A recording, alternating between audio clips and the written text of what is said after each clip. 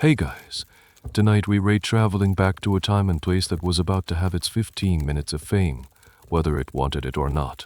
We ray heading to the small, sleepy town of Dayton, Tennessee, in the spring of 1925. It is a place where the biggest news was usually the price of peaches, and honestly, if you were dropped there with your smartphone, your biggest challenge wouldn't be surviving a duel, but surviving the sheer, crushing boredom before your battery died. The coming storm of controversy was completely unimaginable to the people living their quiet lives there. So, before you get comfortable, take a moment to like the video and subscribe, but only if you genuinely enjoy what I do here. It helps the channel more than you know. And while you at it, let me know in the comments what city you listening from, and what time it is for you. I love seeing how far these stories travel. Now, dim the lights, maybe turn on a fan for that soft background hum, and let us ease into tonight's journey together. Imagine you stepping off a train onto a dusty platform. The air is thick, warm, and sweet with the smell of turned earth and something vaguely floral, maybe honeysuckle. This is Dayton. The year is 1925, and the Roaring Twenties that you read about. The world of flappers, jazz, and speakers feels a million miles away. Out there in Chicago and New York, the world is roaring, but here the loudest sound is the distant chug of a steam engine fading down the tracks, or the lazy buzz of a fly near your ear. You see a few of those newfangled Ford Model Ts parked at odd angles along the unpaved main street, but you also see a horse and buggy tied to a post, the horse occasionally stamping a hoof, completely unimpressed by the modern age. Your first impression is one of stillness. It is a town of about 1,800 people, and you get the feeling you could know all of them by dinner time. You walk towards the town square, the heart of Dayton.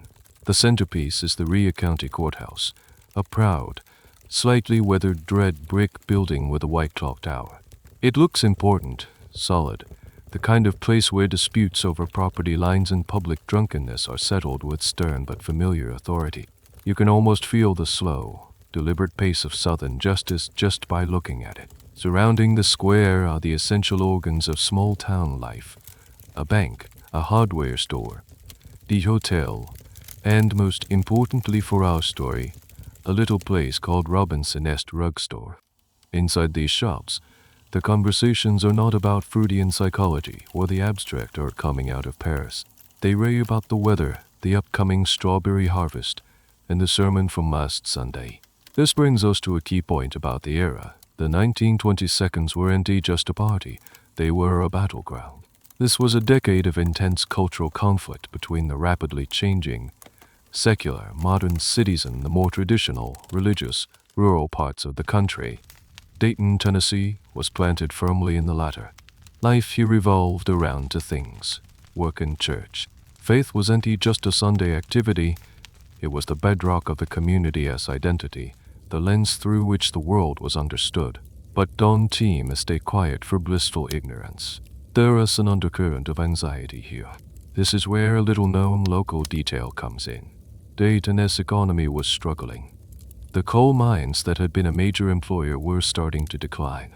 The town's leaders and businessmen were desperate for a way to put Dayton on the map, to attract investment and new opportunities. They had recently tried to brand the town as the heart of a new strawberry farming boom, a sort of strawberry capital of Tennessee. You can see the ambition in the freshly painted signs and the talk of shipping crates, a desperate hope for a sweet, fruity salvation. The desire for attention, for a spark, is palpable. They just had no idea what kind of fire that spark would ignite. As you stand there taking in the scene, you might think of this place as a perfectly preserved relic, completely cut off from the modern world. But that is a bit too simple. Historians are still debating just how isolated towns like Dayton really were. The radio was starting to become more common, bringing news and city music into rural living rooms. Mail-order catalogs from Sears, Roebuck & Co. offered a window into a world of consumer goods and fashions that were miles away from the general store. So, the idea of Dayton as a completely insulated bubble of old-time values is likely a caricature. One that was, ironically, created and exaggerated by the very big city journalists who would soon descend upon it. It wasn't that they didn't know about the modern world, it was that they were actively pushing back against many of its values. For now, though, all is calm. The sun beats down on the courthouse lawn. A dog sleeps in the shade of a porch. You feel a strange stillness in the air, the kind of deep, quiet breath a place takes right before the plunge. Because inside that drugstore, a conversation is about to start. A few men are gathered around a table, sipping Coca-Colas, leafing through a newspaper, and about to hatch a plan that is part publicity stunt, part legal challenge, and 100% guaranteed to shatter the peace of this quiet Tennessee town forever. You drift from the town square and find yourself drawn toward Robinson's drugstore. It is the social hub of Dayton, the kind of place where you can get a prescription filled by a newspaper and catch up on all the town gossip over a fizzing soda fountain drink. Peeking through the large glass window, you see the men mentioned before. They were gathered around a small, round table, their heads bent together in conspiratorial silence. One of them is holding a copy of the Chattanooga Daily Times. He stabs a finger at a small notice tucked away in the back pages. It is an advertisement, but not for soap or automobiles. It is a call to arms from a faraway organization called the American Civil Liberties Union, or ACLU. They were looking for a teacher, any teacher in Tennessee willing to challenge a new state law. What law, you wonder? This brings us to the piece of legislation at the very heart of this entire circus, the Butler Act. Passed just a couple of months earlier, in March 1925, the Butler Act was a short, simple, and incredibly potent piece of legal text. It made it unlawful for any teacher in any of the universities, normals, and all other public schools of the state which are supported in whole or in part by the public school funds of the state to teach any theory that denies the story of the divine creation of man as taught in the Bible, and to teach instead that man has descended from a lower order of animals. In short, no teaching human evolution. Period. It was like putting a giant parental advisory sticker on the entire field of biology, specifically targeting Charles Darwin and his disruptive ideas. The penalty was exactly draconian. Breaking the law was a misdemeanor, punishable by a fine of not less than 100 and not more than 500. There was no jail time, no public flogging. It was essentially a hefty financial slap on the wrist for suggesting that your great-great-great-great-great-great-granduncle might have been a primate. To the modern ear, the law sounds bizarre, almost comical. But to understand why it existed, you have to understand the deep-seated fear that fueled it. The Butler Act was a defensive wall built by a culture that felt itself under siege. The rise of modernism with its scientific rationalism, its looser morals, its jazz music, and its big city cynicism was seen by many rural, devout Americans as a direct threat to their way of life and their Christian faith. Evolution became the symbol for all of it. It wasn't just a scientific theory. It was a godless philosophy that, in their eyes, reduced humanity to mere animals and stripped the soul out of creation. Here is a curious, little-known fact about the law. Its author wasn't some powerful, fire and brimstone preacher or a seasoned political operator. The man behind the Butler Act was John Washington Butler, a farmer and a part-time member of the Tennessee House of Representatives. He was a man of the soil, deeply religious, who reportedly drafted the bill at his kitchen table because he was genuinely distressed by stories he'd heard of young people going off to college, learning about evolution, and returning home having lost their faith. He saw as a poison seeping into the minds of Tennessee's children, and he felt a duty to stop it. He later claimed he never expected the bill to get much attention, let alone ignite a national firestorm. He just wanted to protect the kids. And so this piece of legislation, born from a farmer's worry, landed in the charged atmosphere of the Tennessee state legislature. This is where historians are still arguing. Was the law's swift passage a true reflection of overwhelming public demand, a genuine grassroots movement of a populace terrified of modern science? Or was it, as some suspect, more of a cynical political calculation? Many historians today lean towards the idea that a lot of the politicians who voted yes didn't lose much sleep over Darwin. For them, it was an easy, low-cost way to signal their piety and traditional values to their voters back home. It was a symbolic vote, that made them look good to their base without actually spending any money or making any significant policy changes. It was a classic culture war maneuver, a performance of faith for political gain. Whatever the reason, the Butler Act became law, and the ACLU, based in New York City, saw it as a direct violation of freedom of speech and an unconstitutional establishment of religion. So they placed that ad in the Tennessee papers, essentially dangling a baited hook, hoping some brave teacher would bite.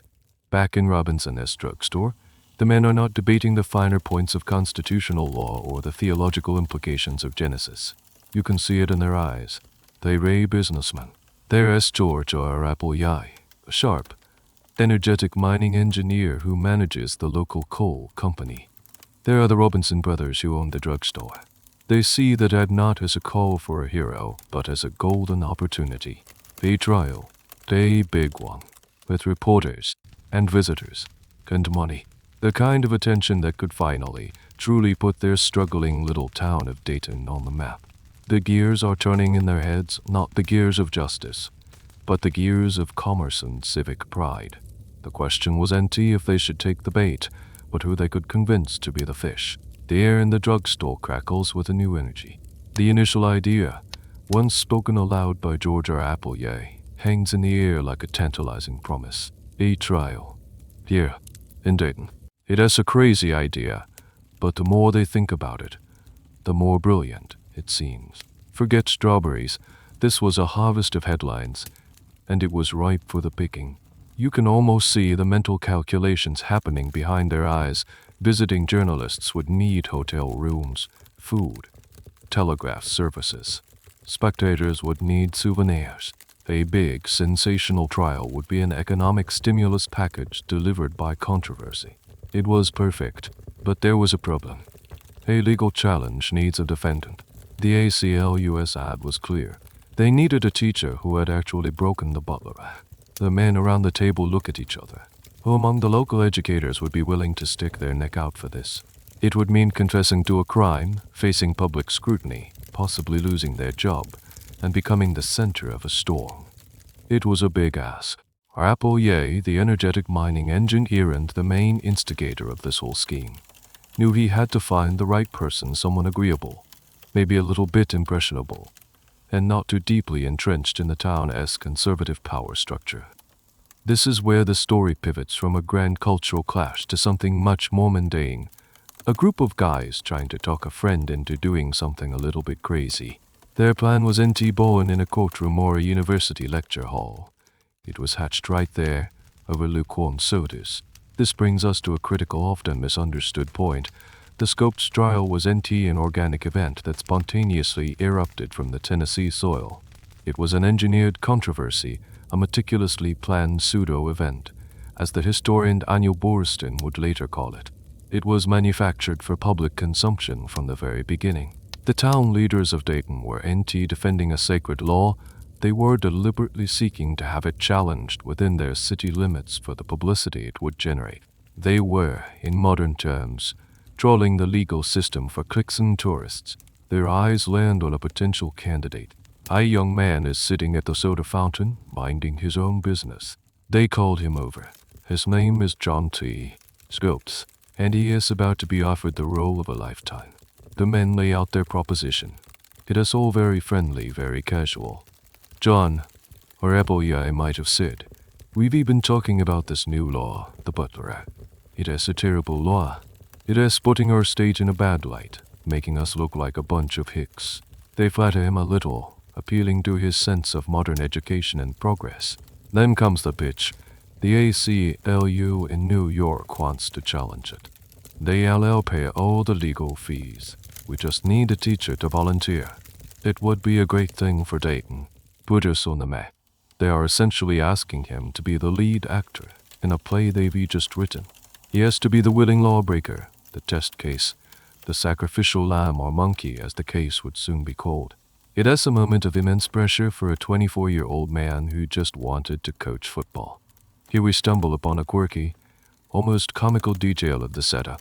To make the case legitimate, they had to prove that Scopes had in fact taught evolution from the state-mandated textbook. So right there in the drugstore, they pull out a copy of the textbook, Civic Biology by George William Hunter. They flip through it to the chapter on evolution. Our apple guy asks Scopes directly, John, you taught this chapter, didn't he? And here, history gets a little fuzzy. Scopes hesitates. He was primarily the high school's football coach and a general science teacher. He had only filled in for the regular biology teacher for a couple of weeks at the end of the school year while he was sick.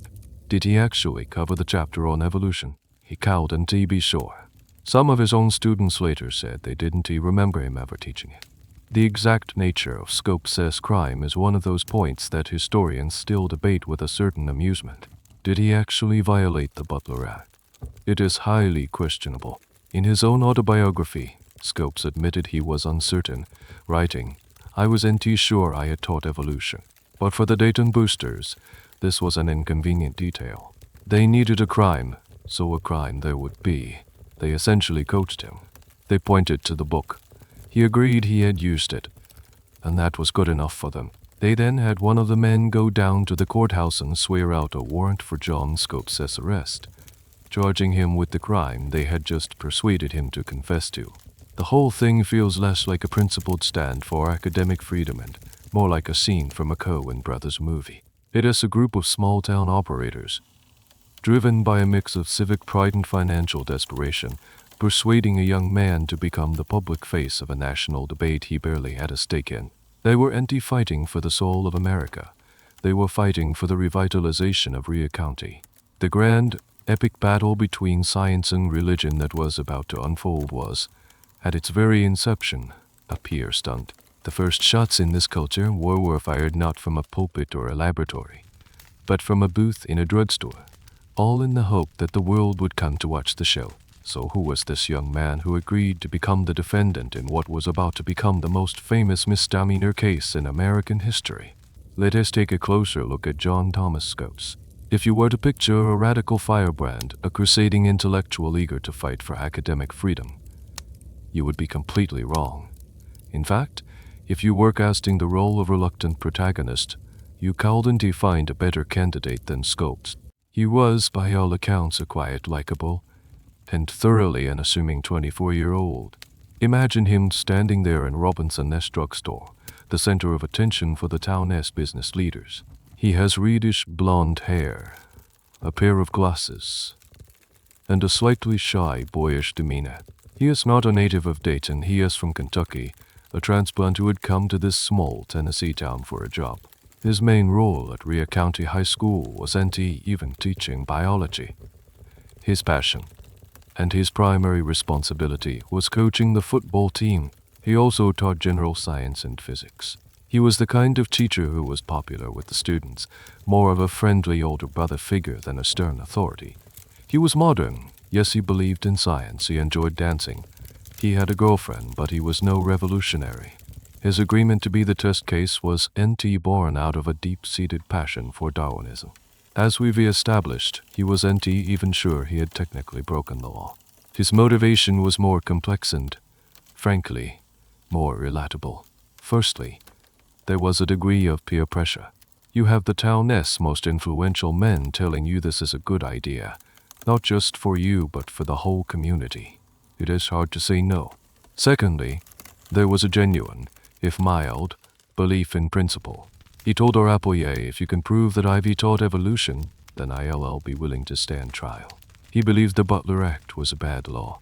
He thought it was ridiculous to forbid the teaching of established science. He didn't have a burning desire to lead the charge, but he was willing to be a foot soldier if called upon. He believed a teacher should be able to teach the textbook without fear of prosecution. This brings us to the main point about Scopes himself. He was a symbol, not a driving force. From the moment he agreed, he became a vessel for other people's ambitions and ideologies. For the Dayton boosters, he was the key to their publicity stunt. For the ACLU, he was the perfect plaintiff, a clean-cut, respectable young man who would be sympathetic to a national audience. He was the everyman caught in the gears of a legal battle far bigger than himself. He quickly realized that the case had very little to do with him personally. He was the bull, and two teams of ideological titans were about to start playing a very rough game with him. Now, for little known and rather ironic, piece of trivia about Scopes' personal beliefs. While he agreed to be the face of the fight for teaching evolution, he was even a full-throated Darwinist himself. He accepted the science of evolution as the best available explanation for the development of life, as any science teacher would, but he had his own reservations. He was a believer in a form of theistic evolution, the idea that God could have used the process of evolution as his method of creation. He didn't see a fundamental conflict between his faith. He was a member of the local Protestant church and science. In his view, the Bible told you who created the world, and science told you how he might have done it. This nuanced position, however, was completely lost in the noise. The trial would demand black and white thinking, reducing the entire complex debate to a simple binary, God versus monkeys. Scopes' own moderate views had no place in the spectacle that was about to unfold. The role of Scopes in his own trial is a subject of fascinating, if somewhat low-stakes, historical debate. Some historians portray him as a purely passive figure, upon moved around the board by more powerful players. They emphasize his own admission of uncertainty and his surprise at the scale of the event. Others argue that this view is a bit simplistic. They point to his consistent, quiet dignity throughout the ordeal. He never backed down. He stuck to his agreement even when the pressure mounted. He may not have been a firebrand, but he had a core of integrity. He understood his role and played it with a grace that, in its own way, was a form of strength. He lent his name and his freedom to a cause he believed in, even if he was the one shouting the loudest. So, as you watch him in the drugstore, nodding his hesitant agreement, you see a young man at a crossroads. He is about to lose control of his own story. His name will become a household word, forever linked with monkeys and courtrooms. He would later joke that he was just a hired hand in his own trial. He'd go on to have a successful career as a geologist in the oil industry, far away from the drama of Dayton. But for this one sweltering summer in Tennessee, this mild-mannered football coach would become the unlikely, and often forgotten, center of a storm that would define a decade's anxieties. He was the quiet man at the heart of a very loud fight. With the defendant secured, however reluctantly, the stage was set. The Dayton boosters, led by the energetic George or Appleyea, sent a telegram to the ACLU, proudly announcing they had found their man. The news spread like wildfire. But a show of this magnitude needed more than just a defendant. It needed stars. And the first superstar to enter the ring was a lawyer or a scientist, but a political and religious icon. A man whose fame in 1925 America is hard to overstate. His name was William Jennings Bryan, and he was volunteering his services to the prosecution for free. When Bryan announced he was joining the legal team to prosecute John Scopes, it was like a thunderclap. This was no small-town district attorney. This was a giant. Imagine a figure who combined the political clout of a modern-day presidential candidate with the moral authority of a beloved televangelist. That was Bryan. He was 65 years old at the time of the trial, a stout man with a receding hairline, a broad, expressive face, and a booming voice that had captivated millions for over 3 decades. He was a force of nature.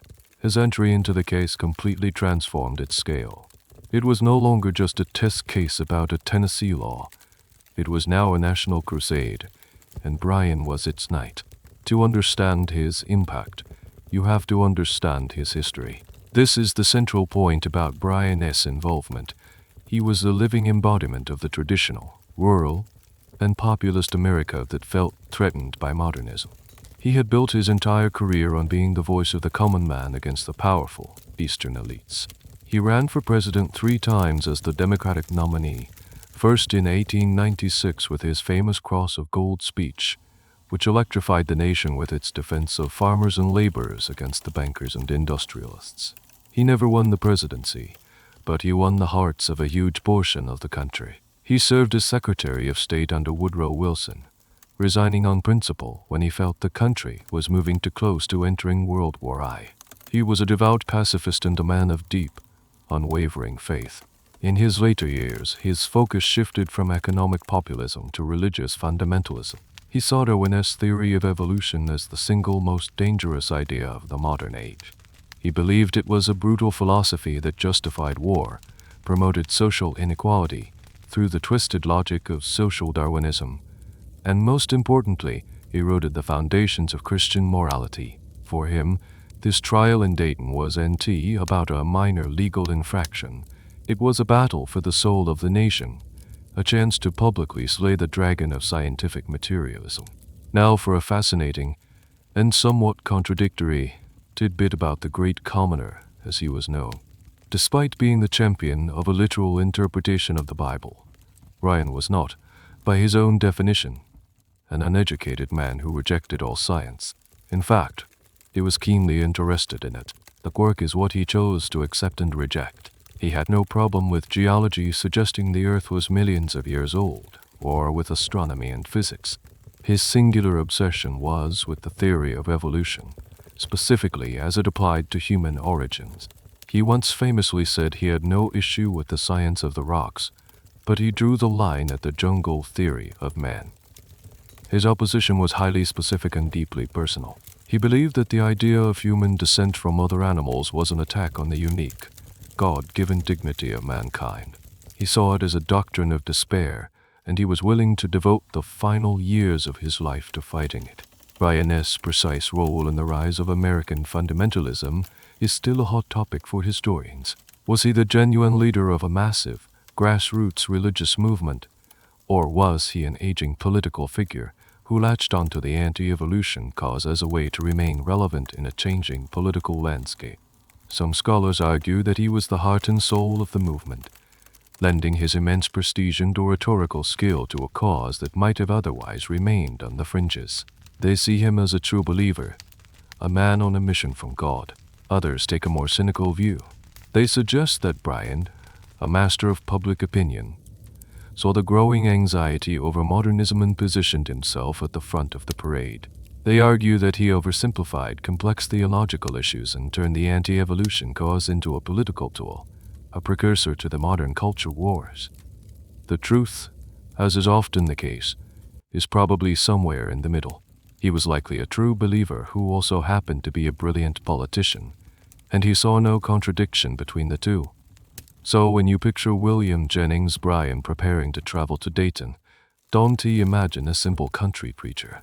Imagine a political heavyweight, a man who had tasted the highest levels of power, a celebrated orator, and a passionate crusader who saw this small-town trial as his last great battle. His arrival would guarantee that the world's attention would be focused on that little red brick courthouse, but his presence also acted as bait. It drew another giant into the fight, a man who was his ideological opposite in almost every way, ensuring that the trial wouldn't just be a trial, but a clash of titans. The news of William Jennings Bryan joining the prosecution team shot across the country as telegraph wires and landed on the desk of a man who was, in many ways, Bryan's perfect nemesis. If Bryan was the champion of faith and the common man, this man was the champion of skepticism and the outcast. His name was Clarence Darrow, and he was, without question, the most famous and controversial defense attorney in America. As soon as he heard that Bryan was on the case, Darrow knew he had to be there too. He immediately sent a wire to the ACLU, offering his services to defend John Scopes also for free. The fight was on. If Bryan was a titan, Darrow was a leviathan. At 68 years old, he was a hulking, stooped figure, often seen with his suspenders, a rumpled suit, and a world-weary expression on his deeply lined face. He looked perpetually tired and perpetually ready for a fight. Where Bryan's voice was a booming trumpet of certainty, Darrow's was a low, hypnotic drawl dripping with wit, sarcasm, and a profound pessimism about the human condition. He was a known agnostic, a fierce opponent of the death penalty, and a tireless defender of the underdog, from union leaders to accused murderers. He was the lawyer you called when you were guilty as sin and everyone in the country hated you, and he often won. Darrow's entry into the Scopes case is the crucial counterweight that transforms it into a legendary duel. He wasn't just there to defend a science teacher. He was there to take on William Jennings Bryan and everything he stood for. The two men had a history. They were once allies in the Democratic Party, united in their populist fight against corporate power. But their paths had diverged dramatically. Darrow had embraced a bleak, agnostic modernism, while Bryan had retreated into the certainty of fundamentalist faith. For Darrow, the Butler Act was not just a bad law. It was a symptom of a dangerous disease, the tyranny of the majority and the suffocating power of religious dogma. He saw Bryan as the personification of that ignorance, a man who would gladly sacrifice intellectual freedom at the altar of his own rigid beliefs. This trial was personal. It was a chance to publicly dismantle the ideology of his former friend. His reputation preceded him. Just a year earlier, in 1924, Darrow had taken on the case that made him infamous. The defense of Nathan Leopold and Richard Loeb, two wealthy and brilliant Chicago teenagers who had murdered a young boy just to see if they could commit the perfect crime. The public was baying for their execution. Darrow, an ardent opponent of capital punishment, took the case with the sole aim of saving them from the gallows. He had them plead guilty, foregoing a jury trial, and then delivered an epic, 12-hour-long plea to the judge. He argued not that they were innocent, but that they were products of their deterministic upbringing and flawed human nature. He mesmerized the court, and he succeeded.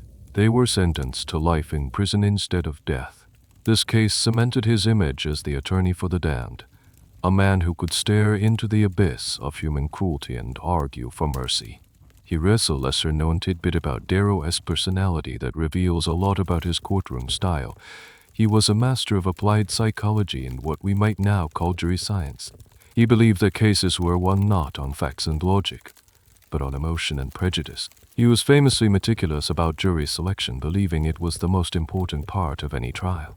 He had unorthodox theories about it. For instance, he preferred jurors who were overweight because he thought they were more jovial and compassionate. He was suspicious of the wealthy as they tended to side with the prosecution. He disliked Presbyterians, whom he found stern, but favored Methodists. Most famously, he was known to stick a thin wire into his cigar, making the ash grow impossibly long.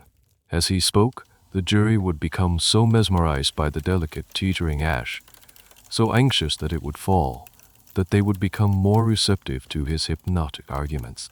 Whether this trick actually worked is anyone's guess, but it speaks volumes about a man who understood that a courtroom is a theater. The true nature of Darrow's agnostics is a point of some historical contention. Was he a hardened atheist who simply used the label agnostic because it was more socially acceptable? Or was he a true skeptic, genuinely uncertain about the existence of a higher power? His writings and speeches suggest the latter. He didn't claim to know that God didn't exist. Rather, he claimed that no one could possibly know. He saw faith not as a comfort, but as an arrogant assertion of knowledge that no human could possess. He once said, "I do not consider it an insult, but rather a compliment to be called an agnostic. I do not pretend to know where many ignorant men are sure that is all that agnostics means." This philosophical foundation, a deep-seated skepticism of all absolute certainty, was the intellectual weapon he was bringing to Dayton. He intended to use it to dismantle Bryan's rock-solid faith, piece by piece, in front of the entire world. So as Clarence Darrow packs his rumpled suits and boards a train for Tennessee, you can feel the stakes rising exponentially. He is the serpent entering the garden, the embodiment of big city cynicism and godless intellectualism, descending upon a town that represented everything he fought against. The Dayton boosters wanted a show, and now they were getting one of epic proportions. It was no longer just a trial. It was Bryan versus Darrow, faith versus death, the old America versus the new. And poor John Scopes, the quiet football coach, was about to find himself defended by a man who was, in the eyes of many Tennesseans, the devil himself. The moment Bryan and Darrow announced their involvement, it was like a dinner bell rang for every newspaper editor in America. The story, which had been a quirky little piece of regional news, suddenly exploded into a national sensation. The trial was scheduled to begin until July, but by late June the invasion had begun. You were standing on that same dusty train platform in Dayton, but the scene is completely transformed. The sleepy stillness is gone, replaced by a frantic, buzzing energy. Every train that pulls into the station unloads a new wave of men in straw hats and rumpled linen suits, clutching notepads and carrying bulky cameras. These are the reporters, the vanguard of a media army descending upon this unsuspecting town. This is the pivotal moment when the Scopes trial ceases to be a legal proceeding and becomes a media spectacle. It is arguably the first modern media circus in American history, a blueprint for every sensational trial that would follow. The sheer scale of the coverage was unprecedented. Over 100 reporters flocked to Dayton, representing major newspapers from New York, Chicago, Baltimore, and even London. They weren't just sending back daily summaries. They were painting a vivid, often sensationalized picture of a bizarre cultural war in the American heartland. Dayton was no longer a town. It was a story. And every reporter was trying to write the most dramatic version. You can feel the town struggling to cope with the influx. Dayton, with its 1,800 residents, was suddenly playing host to hundreds of outsiders. The town's single hotel, the Aqua Hotel, was booked solid within hours. Its lobby became the unofficial press club, a chaotic swirl of cigar smoke, clacking typewriters, and shouted conversations. People started renting out spare rooms in their homes for exorbitant prices. Tent cities popped up on the outskirts of town to house the overflow of visitors and journalists. The technological logistics alone were staggering. The Western Union Telegraph Company had to install 20 new telegraph operators in a makeshift office just to handle the sheer volume of words being filed. They would end up transmitting over 2 million words during the trial, more than the entire word count of the Bible. It was, as one reporter famously quipped, a verbal Niagara. One of the most influential voices in this media chorus belonged to H. Bill Mencken, a writer for the Baltimore Evening Sun. Mencken was a brilliant, cynical, and famously acerbic journalist, known for his savage wit and his utter contempt for what he called the booboes, i.e. his term for the ignorant American public. He saw the Scopes trial as the ultimate dark comedy, a perfect example of the backwardness of rural, religious America. His dispatches from Dayton are some of the most famous pieces of journalism of the era, and they did more than anything to shape the national perception of the trial. He famously dubbed it the monkey trial and painted the people of Dayton and the supporters of Bryan as yokels, morons, and fundamentalist buffoons. His writing was electric, hilarious, and deeply snobbish like rule. He was, in a sense, the original coastal elite sneering at flyover country. This brings us to a curious and often overlooked detail about the media coverage. While reporters like Mencken were portraying Dayton as a primitive backwater, they were also, in a way, falling in love with its small-town charm. The same journalists who mocked the town's religiosity in their articles would spend their evenings sitting on porches with local families, drinking lemonade and listening to stories. There was a strange disconnect between the sensational narrative they were selling to the nation and the more complex reality they were experiencing.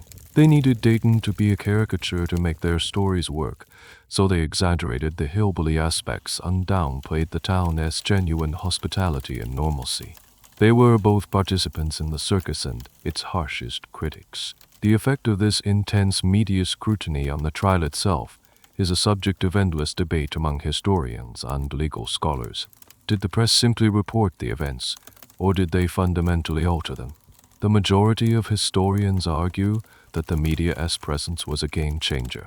The trial was no longer being conducted for the benefit of the 12 jurors in the box. It was being performed for a national audience of millions. Both Darrow and Bryan were masters of public relations and knew how to play to their reporters. Their legal strategies were often designed to create good quotes and dramatic headlines. The judge, the lawyers, even the witnesses were constantly aware that their every word and action was being recorded, analyzed, and broadcast to the world. It created a pressure cooker environment where legal substance often took a backseat to theatrical performance. So as you walk through the crowded streets of Dayton, you are witnessing the birth of a modern phenomenon. The line between news and entertainment is dissolving before your eyes. The story is becoming more important than the facts. The town's leaders, who had desperately wanted to put Dayton on the map, had succeeded beyond their wildest dreams. But they were no longer in control of the narrative. Their town was now a stage, and its residents were characters in a play written by reporters from hundreds of miles away. The quiet little town was now the setting for a national drama, and the whole world had a front row seat. The opening arguments hadn't even begun, but in the court of public opinion, the trial was already in full swing. As the trial date approaches, the atmosphere in Dayton shifts from one of chaotic invasion to that of a full-blown carnival. The town square, once a quiet green space dominated by the courthouse, is now an open-air market of the bizarre and the absurd. The solemnity of a legal proceeding has been completely swallowed by the festive, manic energy of a circus. If you came here expecting a sober debate on theology and science, you were in the wrong place. This is a spectacle, a county fair of ideas, and everyone is trying to sell you something. You wander through the crowds and the sights and sounds are almost overwhelming. Street corner preachers have set up makeshift pulpits, their voices hoarse from shouting about damnation and the evils of Darwin. They hold up signs with crudely painted Bible verses and warnings of hellfire. Not to be outdone, vendors have set up stalls selling everything imaginable. You can buy hot dogs, popcorn, and ice-cold Coca-Colas to beat the sweltering July heat. You can buy souvenir pins that say your old man as a monkey and little stuffed monkeys wearing tiny hats. There are booksellers hawking copies of the Bible right next to copies of Darwin's On the Origin of Species, a display of intellectual warfare in paperback form. This transformation of the town into a circus is the defining visual memory of the Scopes trial. It has the image that has stuck in the popular imagination for a century, and for good reason. It perfectly captures the surreal blend of the sacred and the profane, the serious and the silly that characterized the entire event. The trial itself was about a profound philosophical question, but the environment it took place in was pure, unadulterated hokum. It was a physical manifestation of the media hype, a town performing its own caricature for the amusement of the nation. The star attractions of this sideshow, without a doubt, were the chimpanzees. Several entrepreneurs, seeing a golden opportunity, had brought trained chimps to Dayton to capitalize on the monkey theme. The most famous of these was a chimp named Joe Mendy. You see him dressed in a miniature suit, a little fedora perched on his head, sitting at a table in the drugstore, daintily sipping from a soda glass. He draws a massive crowd wherever he goes, posing for pictures with tourists and reporters. He becomes a kind of unofficial mascot for the trial, a living, breathing punchline to the whole affair.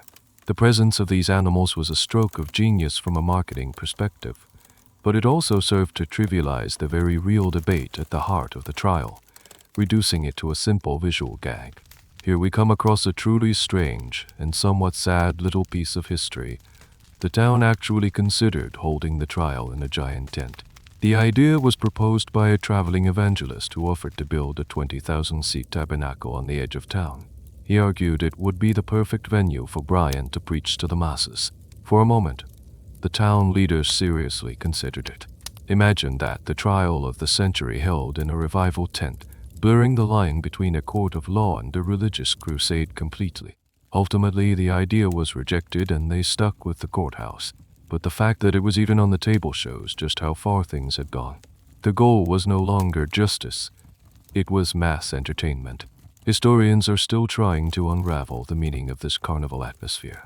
Was it a spontaneous outpouring of public interest, a genuine, if chaotic, form of democratic debate playing out in the streets? Or was it a more cynical phenomenon, a sign of a culture that was already learning to commercialize and trivialize its most profound conflicts? Some scholars argue that the circus in Dayton was a healthy, if messy, expression of a society grappling with huge changes. It was a public square where all ideas, from the most profound to the most ridiculous, could be heard. It was democracy in its rawest form. Others see it as a darker omen. They argue that the circus was a distraction, a way for people to avoid the difficult intellectual work of the actual debate. It was easier to laugh at a monkey in a suit than it was to grapple with the complex relationship between faith and reason. It was the birth of the infotainment culture that dominates our media landscape today. As you stand there in the middle of the square, watching a man with a banjo sing a song about the family tree while a vendor tries to sell you a monkey fan, you realize the town boosters got what they wanted, and then some. They had wanted to put Dayton on the map, and now Dayton was the map of bizarre, distorted map of 1925 America's anxieties, hopes, and absurdities. The legal battle was supposed to take place inside the red brick courthouse, but the real trial was happening out here on the streets. It was a trial by spectacle, a judgment by public mood. And in this chaotic, noisy, and utterly surreal circus, the concepts of guilt and innocence seemed to be the least interesting attractions on offer. The show was the thing, and the show was just about to begin. Through the carnival chaos on the town square, you make your way towards the courthouse. The first official act of the trial is about to begin: jury selection. This is, in any normal trial, a crucial and meticulous process. The goal is to find 12 impartial citizens who can weigh the evidence without prejudice and deliver a fair verdict.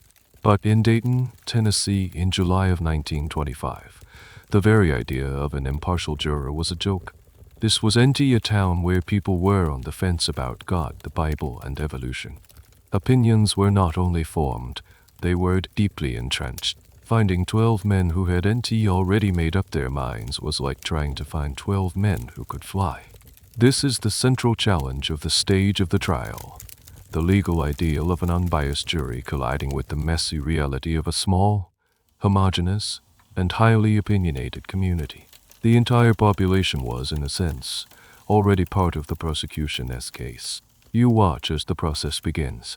The pool of potential jurors is made up almost exclusively of farmers, laborers, and small business owners from Rhea County.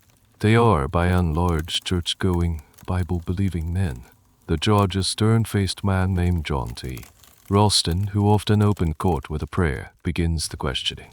He asks the standard questions: do you know the defendant? Have you formed an opinion on the case? One by one, men are called up, and the absurdity of the situation becomes clear. Clarence Darrow, with his rumpled suit and weary eyes, rises to question them. He knows he can't find jurors who are on his side. That would be impossible. His strategy is to find jurors who are at least capable of being fair, or, failing that, to use the selection process itself as a form of theater, to subtly educate the public and the press about the issues at stake. He asks one potential juror, a farmer, "Have you ever read anything about evolution?" The man replies, "No, not a thing." Darrow presses, "Have you ever read the Bible?" The man nods, "Yes, sir. All of it." Darrow knows he is in hostile territory. The questioning reveals the depth of the local feeling. One man admits he thinks teaching evolution is wrong. Darrow challenges him for cause, meaning he should be dismissed due to bias. The judge denies the challenge, stating that a belief in the Bible doesn't automatically disqualify a juror. Darrow is visibly frustrated. The prosecution, led by the politically savvy district attorney Tom Stewart Bryan, was the star, but Stewart was the lead prosecutor, has a much easier time. They just need to find men who believe the law is the law. One juror famously says he can't read. Darrow, in a moment of dry wit, says you're a good juror. The man is seated.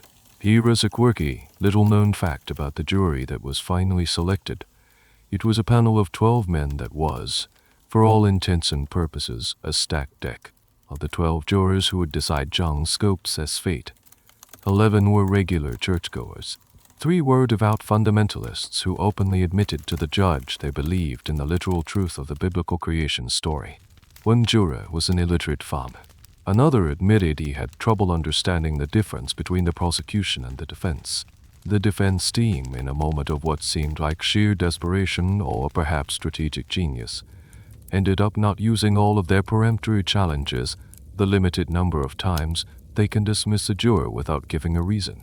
They accepted a jury that was, by any objective measure, overwhelmingly biased against their client. Why would Darrow do this? The decision to accept this jury is one of the most debated tactical moves of the trial. Were Darrow and his team simply outmaneuvered? Did they give up, realizing they could never get a fair jury in Rhea County? Or was it part of a larger, more cynical strategy? Most historians now lean toward the latter. Darrow knew he was going to lose this trial at the local level. He had already privately said as much. The jury's verdict was a foregone conclusion.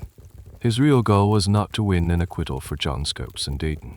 His goal was to appeal the case to a higher court and, more importantly, to win in the court of national public opinion. By accepting such a transparently biased jury, he could later argue that Scopes never received a fair trial. He was laying the groundwork for his appeal before the first witness was even called. He was, in essence, losing the battle to win the war.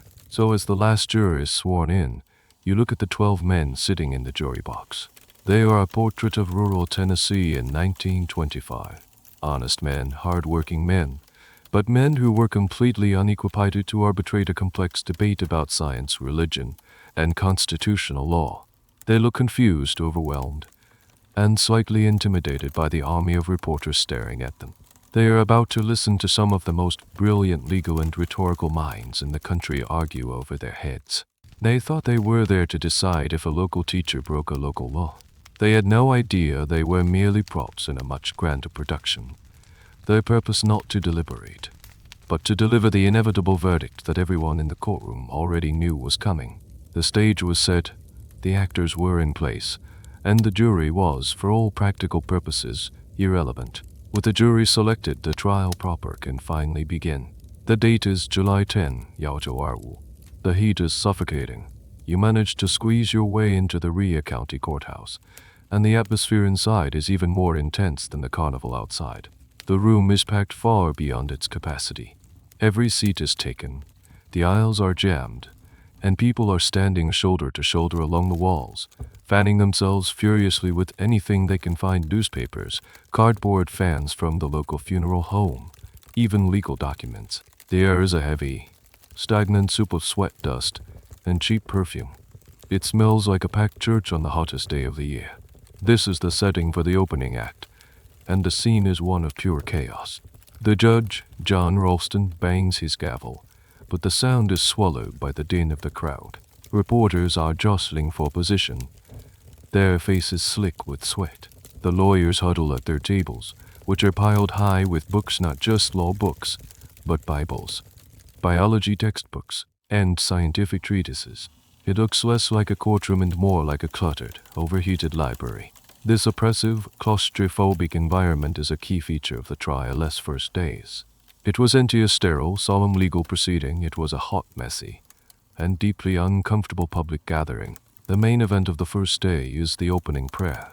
Judge Ralston, a devout Methodist who saw no conflict between his judicial role and his faith, insisted on starting each day's session with a prayer led by a local minister.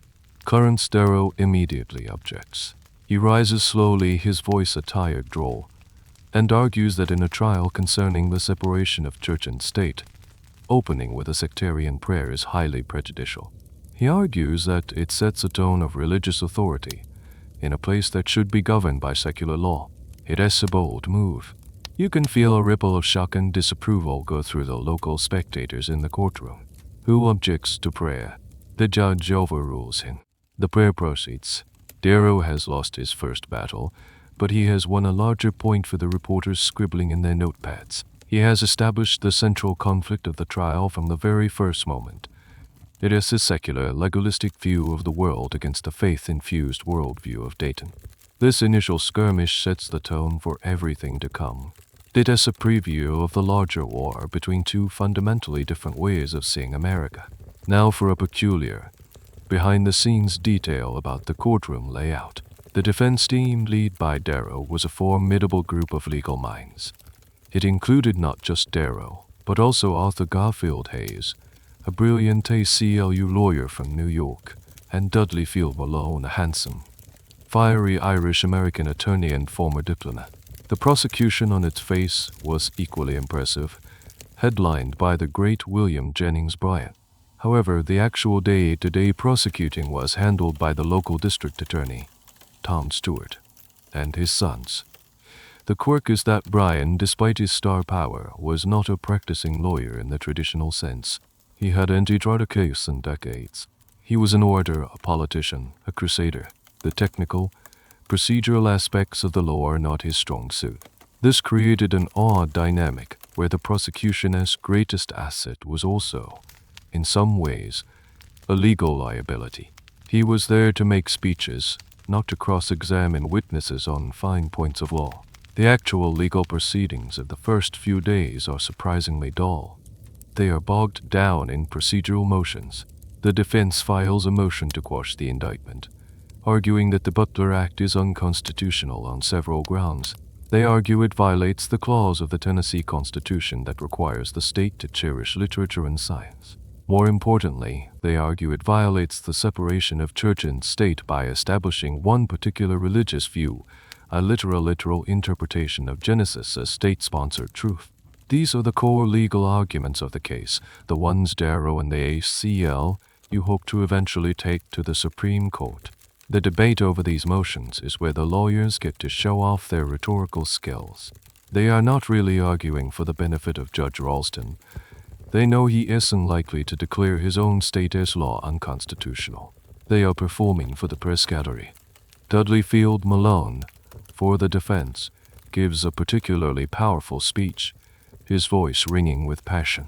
He declares that the trial is not about scopes, but about the freedom of teaching, the freedom of learning. Civilization is on trial. It has high drama, and the reporters love it. Historians are still debating the effectiveness of these early legal strategies.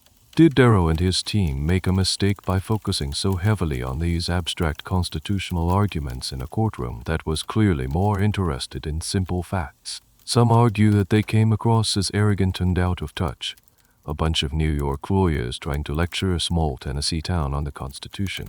They were speaking a different language from the judge and jury. Others contend that this was all part of Darrow's master plan. He had to make these arguments to lay the foundation for an appeal. He was creating a legal record documenting every perceived injustice and every constitutional challenge for a higher court to review later. He wasn't playing to the room, he was playing to the future. As the first day drags to a close, not much has actually happened. No witnesses have been called. The jury has spent most of the day looking bored. But the battle lines have been drawn. The air is thick with anticipation. You leave the sweltering courthouse and step back into the circus of the town square, the evening air only slightly cooler. The first act is over. It was slow, procedural, and dense, but everyone knows the real fireworks are yet to come. The giants of the case, Bryan and Darrow, have only just begun to circle each other. After days of procedural wrangling and high-minded speeches about the Constitution, the prosecution finally gets to the heart of its case. And it is, in a word, simple.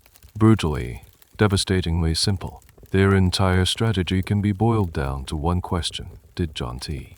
Scopes on or around April 24, 1925, teach the theory of evolution from the state-mandated textbook, Civic Biology? That is it. That is the whole case. For the prosecution, lead on the ground by District Attorney Tom Stewart. This trial isn't about the cosmic struggle between science and religion. It is about enforcing a duly enacted law of the state of Tennessee. You lay back in the sweltering courtroom, and the prosecution begins to call its witnesses. There is no grand drama, no surprise revelations. It is a methodical, almost boring, presentation of the facts as they see them. The first witness is the superintendent of schools, who confirms that Scopes was employed as a teacher at Rhea County High School. Check. Then several of Scopes' own students are called to the stand. These are teenage boys, looking nervous and out of place in their Sunday best, fidgeting under the intense gaze of the lawyers and the press. This is the core of the prosecution's argument. Straightforward testimony establishing a violation of the statute. Stewart handles the questioning gently, respectfully. He asks one boy, a 14-year-old named Howard Morgan, did he teach you anything about evolution? The boy, who reportedly liked Mr. Scopes, answers yes. Did he tell you that man had descended from a lower order of animals? Again, the boy says yes. Stewart then has the boy identify the textbook, Hunter as Civic Biology. He asks him to confirm that Scopes had reviewed the chapter that contained diagrams classifying man as a mammal, alongside monkeys and apes. The testimony is over in minutes. Clarence Darrow rises to cross-examine the boy. And here, the defense's dilemma becomes painfully clear. Darrow can attack the students. They are just kids and they are telling the truth as they remember it. Bullying a 14-year-old on the witness stand would be a disaster in front of the jury and the press. So Darrow's cross-examination is brief and gentle. He asks the boys if Scopes had taught them anything that had damaged their morals or made them worse citizens. They all say no. He asks if they still attend church. They all say yes. He even gets one of them to admit that the lesson on evolution hadn't hurt him in any way. Darrow is trying to show that even if Scopes broke the law, no real harm was done. But it is a weak defense. The law didn't say you had to harm students. It just said you couldn't teach evolution. This brings us to a little known and rather amusing point about the evidence. The key piece of proof for the prosecution was the textbook itself, a civic biology, presented to the public schools by George William Hunter. The funny thing about this book is that it was, by the standards of the day, a fairly standard and not particularly radical biology text. However, it was also riddled with the scientific prejudices of its time. The quirk is that while the prosecution was holding it up as the source of the evil of Darwinism, the book also contained sections on eugenics, the now discredited and abhorrent theory of improving the human race through selective breeding. It even classified humanity into 5 races, with the Caucasian type predictably represented by the civilized white inhabitants of Europe and America at the top. So in a strange twist of irony, the very book at the center of the trial, defended by Bryan as part of a moral crusade, contained ideas about racial hierarchy that were far more socially poisonous than anything Darwin ever wrote. This blatant eugenics content was, conveniently, ignored by everyone involved. The prosecution rests its case after calling just a handful of witnesses. It takes them less than 2 days. Their logic is airtight. The law exists. The defendant is a teacher. The students say he taught the forbidden subject. Case closed. William Jennings Bryan, who has been sitting largely silent at the prosecution table, is beaming. In his mind, the trial is already won. The simplicity of their case is its strength. It bypasses all the complex philosophical and constitutional issues that Darrow wants to debate. It is a legal mousetrap, and Scopes has been neatly caught. The historical debate here centers on the prosecution as motivation. Were they truly just simple law and order men, focused solely on the letter of the Butler Act? Or was their simplistic strategy a clever piece of legal theater? Most historians agree it was the latter. Bryan and Stewart knew that if they allowed the trial to become a wide-ranging debate on the merits of evolution, they would be on shakier ground. They would have to defend a literal interpretation of Genesis against the weight of modern science, a much harder task. By keeping the focus narrow, did he or didn't he, they could control the narrative and almost guarantee a conviction. They were forcing Darrow to play on their field by their rules. It was a shrewd and effective strategy that put the defense in an almost impossible position. As the prosecution rests, a feeling of anticlimax settles over the courtroom. Is that it?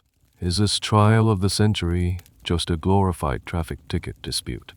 Darrow and his team look grim. Their entire plan to put science itself on trial seems to be failing. They have been blocked at every turn. The jury has heard simple, compelling testimony that Scopes broke the law. Now, the burden shifts to the defense, and Clarence, Darrow, backed into a corner, knows he has to do something dramatic. He isn't interested in defending John Scopes on these narrow terms. He is about to try and blow the whole case wide open. The prosecution has rested its case with a clean, simple, and seemingly unassailable argument. The ball is now in Clarence Darrow's court, and it is here as the defense begins its presentation that Darrow's true objective becomes crystal clear. He stands up, but his focus isn't on the jury, nor is it on proving John Scopes' innocence in the narrow sense. His real audience is the press gallery and the American public. His goal is not to win the case, but to win the argument. This is the central pivot of the entire trial. Darrow's strategy to transform a defense of a man into an indictment of a law, and the mindset behind it. Darrow's plan is audacious. He intends to put science itself on the witness stand. He has assembled a veritable dream team of the nation's top scientists and liberal theologians, brought to Dayton at the ACLU's expense. These are not just any academics. They are leading figures in geology, zoology, and biblical scholarship. His plan is to have them testify as expert witnesses, to explain to the court and to the world via the newspapers the overwhelming evidence for evolution, and to argue that there is no inherent conflict between modern science and a sophisticated religious faith. He wants to turn the Dayton courthouse into a national classroom, to give the country a crash course in biology and liberal theology that the Butler Act was designed to prevent. You can feel the anticipation in the courtroom as Darrow begins to call his first expert witness to the stand. This is supposed to be the main event, the moment the defense unleashes its intellectual firepower. He calls Dr. Maynard Metcalf, a zoologist from Johns Hopkins University, a distinguished and articulate scientist. The prosecution immediately objects. This is the legal flashpoint of the entire trial. The prosecution argues that expert testimony on whether evolution is true or not is irrelevant. The law doesn't say it is illegal to teach a false theory. It says it is illegal to teach any theory that denies the biblical story of creation. The only question before the court, they argue, is whether Scopes taught it. The truth or falsity of the theory itself is, under the statute, immaterial. The two sides argue furiously over this point. Darrow, in a passionate and sometimes angry speech, insists that you cannot understand the law without understanding what evolution is. He thunders that to forbid the teaching of evolution is to hold up the state of Tennessee to ridicule and to tie the hands of science. Bryan, for his part, argues that the people of Tennessee, through their elected representatives, have the right to decide what is taught in their taxpayer-funded schools. He frames it as a matter of democratic will versus the elitist arrogance of scientists. This debate over the admissibility of expert testimony is where the trial is truly won and lost. Everything hinges on the decision of one man, Judge John T. Ralston. This brings us to a slightly bizarre, behind-the-scenes detail. Judge Ralston, while a man of deep faith, was also deeply conscious of his historical moment. He was keenly aware of the present of his own role in this major event. He was also an aspiring politician with ambitions for higher office. Throughout the trial, he often seemed to be wrestling with his desire to uphold the local law and his desire to appear fair-minded to the national audience. You can see him trying to navigate this impossible line. He allows both sides to argue the point about expert witnesses at great length, giving them a platform for their rhetoric, even though he likely knew from the start what his decision would be. After hours of arguments, Judge Ralston makes his ruling, and it is a hammer blow to the defense. He rules that the expert scientific witnesses cannot testify in front of the jury. His reasoning follows the prosecution's logic perfectly. The law is about what was taught, not about whether it was true. He declares that the scientist's testimony would only serve to confuse the jury. With that one ruling, Darrow's entire strategy collapses. His army of experts is rendered useless. He has brought the nation's greatest scientific minds to Dayton, and the jury will not be allowed to hear a single word from them. The motivation behind Judge Ralston's ruling is still debated by legal historians. Was he simply a hometown judge, loyal to his state's law and its religious culture, making a straightforward legal interpretation? Or was his ruling a calculated move to protect William Jennings Bryan from a direct confrontation with scientific evidence he was ill-equipped to rebut? Some scholars argue Ralston made the only logical ruling possible given the wording of the Butler Act. The law was, as they say, content neutral as to the truth of the theory. Others suggest Ralston was actively protecting the prosecution's case. He could see the parade of distinguished scientists would make the Butler Act look foolish and would put Bryan in a very difficult position. By barring their testimony, he kept the trial focused on the simple narrative the prosecution wanted. For Darrow, it is a moment of utter defeat. The reporters in the room can feel it. The air goes out of the defense's sails. Their grand plan to educate the public has been thwarted. The courtroom doors have been slammed shut on modern science. Darrow is visibly angry and dejected. He has been outmaneuvered, his primary weapon taken away from him. For a moment, it seems like the trial might just end right there with a whimper. But Clarence Darrow is not a man who gives up easily. Backed into a corner with his primary strategy in ruins, he is about to come up with a new one, a move so audacious, so unorthodox, and so dramatically brilliant that no one in the courtroom could have possibly seen it coming. The courtroom air is thick with disappointment. Darrow's grand strategy is in shambles. His star-studded lineup of scientists, who had traveled all the way to Dayton to testify, are now nothing more than glorified spectators. You can see them sitting in the audience, men of immense learning and prestige, effectively silenced by Judge Ralston's ruling. The defense has been kneecapped. The path to a swift conviction for John Scopes seems wide open. The prosecution, especially William Jennings Bryan, looks relaxed and confident. The trial, it seems, is winding down. This is the moment Darrow demonstrates why he is a legendary attorney. He might have lost the battle over the expert witnesses, but he finds a clever way to get their testimony into the record anyway. In a shrewd procedural move, he argues that he needs to present the scientist's testimony not to the jury, but to the judge alone to create a record for the inevitable appeal. He needs to show the higher courts what the jury would have heard. Judge Ralston, perhaps in a gesture of fairness or perhaps just wanting to move things along, agrees. So, in a bizarre scene, the jury is dismissed from the courtroom. The 12 men who are supposed to be deciding the case are sent outside to mill around on the courthouse lawn, while the most intellectually substantial part of the trial takes place without them. What follows is a remarkable, if legally neutered, procession of testimony. One by one, Darrow's experts take the stand in the nearly empty courtroom and read their prepared statements into the official court record. Dr. V. Metcalf, the zoologist, outlines the vast evidence for evolution from the fields of comparative anatomy, embryology, and genetics. A geologist from Harvard explains the immense age of the Earth, a direct contradiction to the fundamentalist belief in a planet that is only a few thousand years old. A liberal theologian from the University of Chicago argues that evolution is not incompatible with Christianity, suggesting that the Bible is a book of spiritual truth, not a scientific textbook. This is the educational seminar that Darrow had always wanted. The testimony is brilliant, articulate, and devastating to the literalist interpretation of Genesis, but it is happening in a vacuum. The jury isn't there.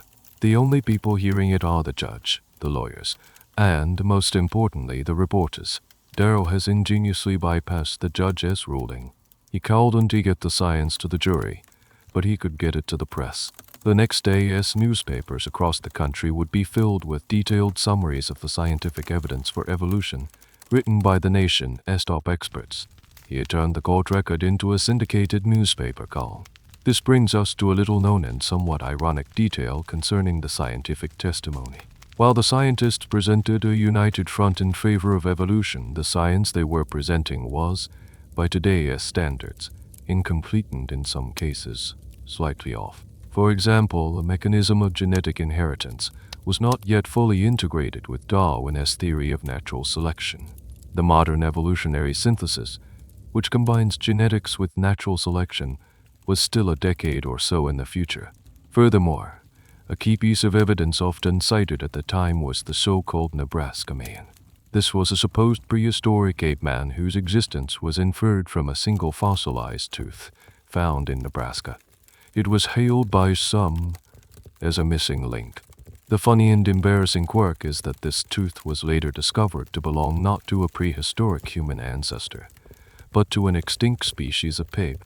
William Jennings Bryan, who was from Nebraska, had mocked the Nebraska Man evidence before the trial, and in this one specific instance, his skepticism turned out to be more scientifically accurate than the confidence of some of the experts. With the scientific testimony read into the record, the defense technically rests its case. It seems like Darrow has played his last card. He has made his point for the newspapers, but in the courtroom, he has presented no effective defense against the charge. He has admitted scopes taught evolution.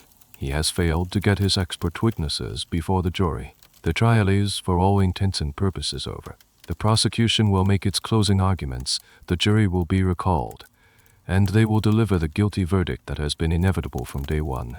The atmosphere in the courtroom is one of weary resignation. It is Monday, July 20th. The heat is still unbearable. The judge is preparing to bring the jury back in for the final act. Darrow sits slumped at the defense table looking defeated. The Dayton boosters are probably thinking about how to wrap up the carnival. And then, Clarence Darrow stands up. He has one more move. It is a move born of desperation, a wild, Hail Mary pass that violates every rule of courtroom decorum. It is an idea so insane, so theatrical that it will instantly become the most famous moment of the trial and one of the most legendary confrontations in American legal history. Historians are still debating whether Darrow planned this next move all along or if it was a spontaneous stroke of genius born from the frustration of defeat. Was it a calculated masterstroke he had been holding in reserve or an impulsive gamble? Given his love for theater and his hatred for Bryan and his ideology, many believe he had been dreaming of this opportunity. He looks across the courtroom, not at the judge, but at the portly, confident figure of William Jennings Bryan, and in his low, deliberate drawl, he announces his next witness. The defense, he says, calls Mr. William Jennings Bryan to the stand. Before we get to the dramatic climax of Darrow calling Bryan to the stand, let us take a brief detour and wander back outside the courthouse. While the lawyers were inside, locked in their stuffy, intellectual combat, the circus on the streets of Dayton continued in full swing, providing a constant, surreal backdrop to the main event. The trial wasn't just happening inside the courtroom. It was a town-wide phenomenon, and some of the most memorable and bizarre moments took place far from the judge's gavel. The town square remained the epicenter of the spectacle. It was a place where you could witness the cultural anxieties of an entire nation playing out in miniature. You could see a group of abolitionists, mostly the visiting scientists and journalists, gathered under one tree, talking and laughing. Under another, a group of fundamentalist preachers would be holding an impromptu prayer meeting. The two camps eyed each other with a mixture of suspicion and amusement. It was a physical manifestation of the country's deep divisions, two separate Americas coexisting uneasily on the same patch of grass. This is where the story of the trial expands beyond the legal arguments and becomes a rich tapestry of human eccentricity. The carnival atmosphere attracted all sorts of characters looking for an audience. There were fire and brimstone evangelists who saw the trial as a sign of the apocalypse. One of the most famous was a blind preacher named T. Martin, who sold anti-evolution pamphlets with titles like Helen the High Schools. He would stand on a box and preach for hours to anyone who would listen, his sightless eyes turned towards the heavens as he condemned the evils of modern science. He became a media figure in his own right, the personification of the rural faith at age. Hill, Mencken so delighted in mocking, but the religious fervor wasn't the only sideshow. The commercialism was just as intense. This brings us back to the most famous non-human character of the trial, Joe Mendy, the performing chimpanzee. Joe was more than just a mascot, he was a celebrity. He was often seen being pushed around town in a baby carriage, and his handlers would stage photo opportunities of him at Robinson's drugstore, where the whole controversy began. A quintessential photo from the trial shows Joe Mendy at the soda fountain, looking dapper in his little suit, holding hands with a pretty local girl. This image perfectly encapsulates the absurdity of the event. While the lawyers inside were debating the nature of humanity, the reporters outside were treating a chimpanzee like a movie star. The line between serious debate and pure vaudeville had completely evaporated. He was a quirky and rather telling detail about the town's infrastructure during the trial. Dayton was not equipped for this kind of influx. The sanitation system was primitive, and the water supply was strained. But the biggest challenge was communication. The army of reporters needed to file their stories every day, and the telegraph was the only way to do it. The Western Union office became one of the most important locations in town. A detail that is often forgotten is that because of the sheer volume of words being sent, the reporters had to come up with clever ways to be efficient. They often used a kind of shorthand or code to save on telegraph costs, and there was intense competition to be the first to get the day's big news out. The clicking of the telegraph keys was the constant soundtrack of the trial, a mechanical heartbeat transmitting the drama of this small town to the entire world. The role of the media in shaping these sideshows is a topic historians love to explore. Did the press simply report on the bizarre events in Dayton, or did they actively create them? The answer is a bit of both. Reporters, especially cynical ones like Mencken, were always on the lookout for absurd situations that fit their narrative of a yokel town. They would give disproportionate attention to the most extreme preachers and the silliest spectacles because it made for better copy. A headline about a chimpanzee in a suit was more eye-catching than a nuanced discussion of legal procedure. In this sense, the media acted as an amplifier, turning up the volume on the most bizarre aspects of the event and, in doing so, encouraging more of it. The performers, in turn, learned to play to the cameras. It was a symbiotic relationship between the circus and its chroniclers. So as Darrow is inside preparing to make his most audacious move, you Ray outside, perhaps buying a souvenir monkey from a vendor or listening to a preacher condemn Darwin to eternal damnation. You realize that the trial has two distinct realities. There is the legal reality inside the courthouse, a world of motions, objections, and testimony. And then there is the cultural reality outside, a chaotic, vibrant, and often ridiculous world of spectacle and performance. The two worlds are deeply connected, each one influencing the other. The noise from the outside seeps into the courtroom, and the drama from the inside spills out onto the streets. It is this constant interplay between the solemn and the silly, the profound and the profane, that makes the Scopes trial such an endlessly fascinating and uniquely American event. The courtroom goes silent. Clarence Darrow's words hang in the hot, stagnant air. The defense calls Mr. William Jennings Bryan to the stand. A wave of stunned disbelief ripples through the room. You can see reporters leaning forward, their eyes wide. The local spectators murmur in confusion and outrage. The other lawyers at both tables look completely flabbergasted. It is an absolutely unprecedented move. Calling the opposing counsel as a hostile witness in the middle of a trial. It is legally bizarre and a massive violation of courtroom etiquette. It's simply isn't done. This moment is the dramatic heart of the Scopes trial. It represents Darrow, cornered and seemingly defeated, making a desperate, brilliant lunge. He had been prevented from putting science on trial, so he decided to do the next best thing. He would put fundamentalism itself on trial, in the person of its most famous champion. His plan, conceived in the crucible of his frustration, was to cross-examine Bryan not on the law, but on the Bible. He wanted to expose what he saw as the absurdity and irrationality of a literal interpretation of Scripture, to humiliate Bryan on the stand in front of the world. William Jennings Bryan is taken completely by surprise. At first, he scoffs at the idea, but his fellow prosecutors, led by Tom Stewart, vehemently object. They see the trap immediately. They argue that it is a ridiculous and illegal maneuver. This is a travesty, one of them shouts. They advise Bryan in the strongest possible terms not to do it. They know Darrow is setting him up for a public slaughter. But Darrow, ever the shrewd psychologist, knows his man. He goads Bryan. He challenges his courage. They are afraid, Darrow says, his voice dripping with sarcasm, afraid to have him submitted to an examination. And here Bryan makes the fatal mistake that will define the rest of his life. He is a man of immense pride and unshakable faith. He has spent his entire career championing the Bible and has recently been touring the country, giving lectures as a self-proclaimed expert on Scripture. To refuse Darrow's challenge would be to appear weak, to look like he is afraid to defend his own beliefs.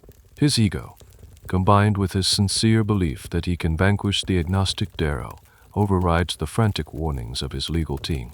He rises to his full, considerable heightened, with a confident smile declares, "They have no right to question me on my religion, but I will not be afraid to get on the stand and vindicate my faith." He agrees to take the stand. This decision is one of the most analyzed moments of the trial. Why did Bryan, a seasoned politician and orator, walk so willingly into such an obvious trap?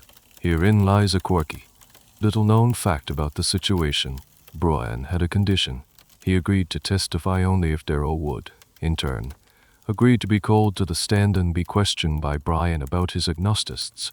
Bryan was so confident in his own rhetorical powers that he believed he could not only withstand Darrow's assault, but could then turn the tables and humiliate Darrow in a similar fashion.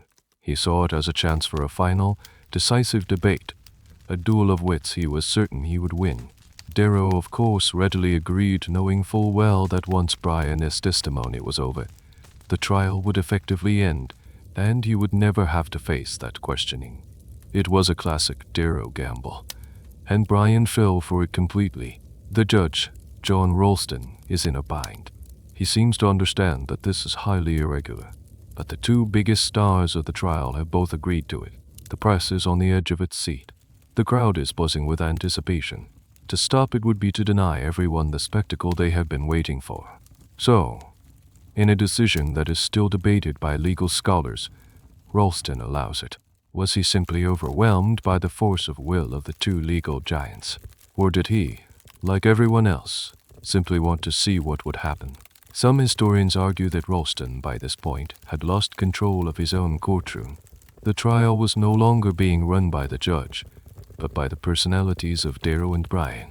He was a referee in a fight where the boxers had decided to throw the rulebook out the window.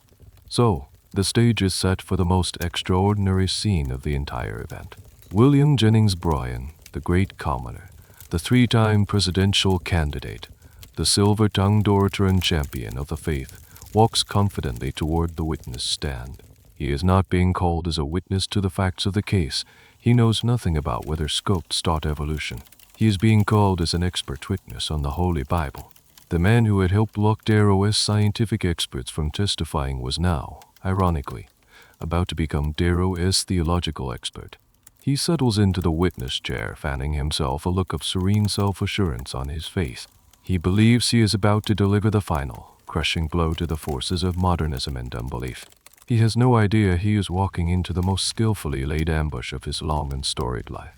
William Jennings Bryan settles into the witness chair.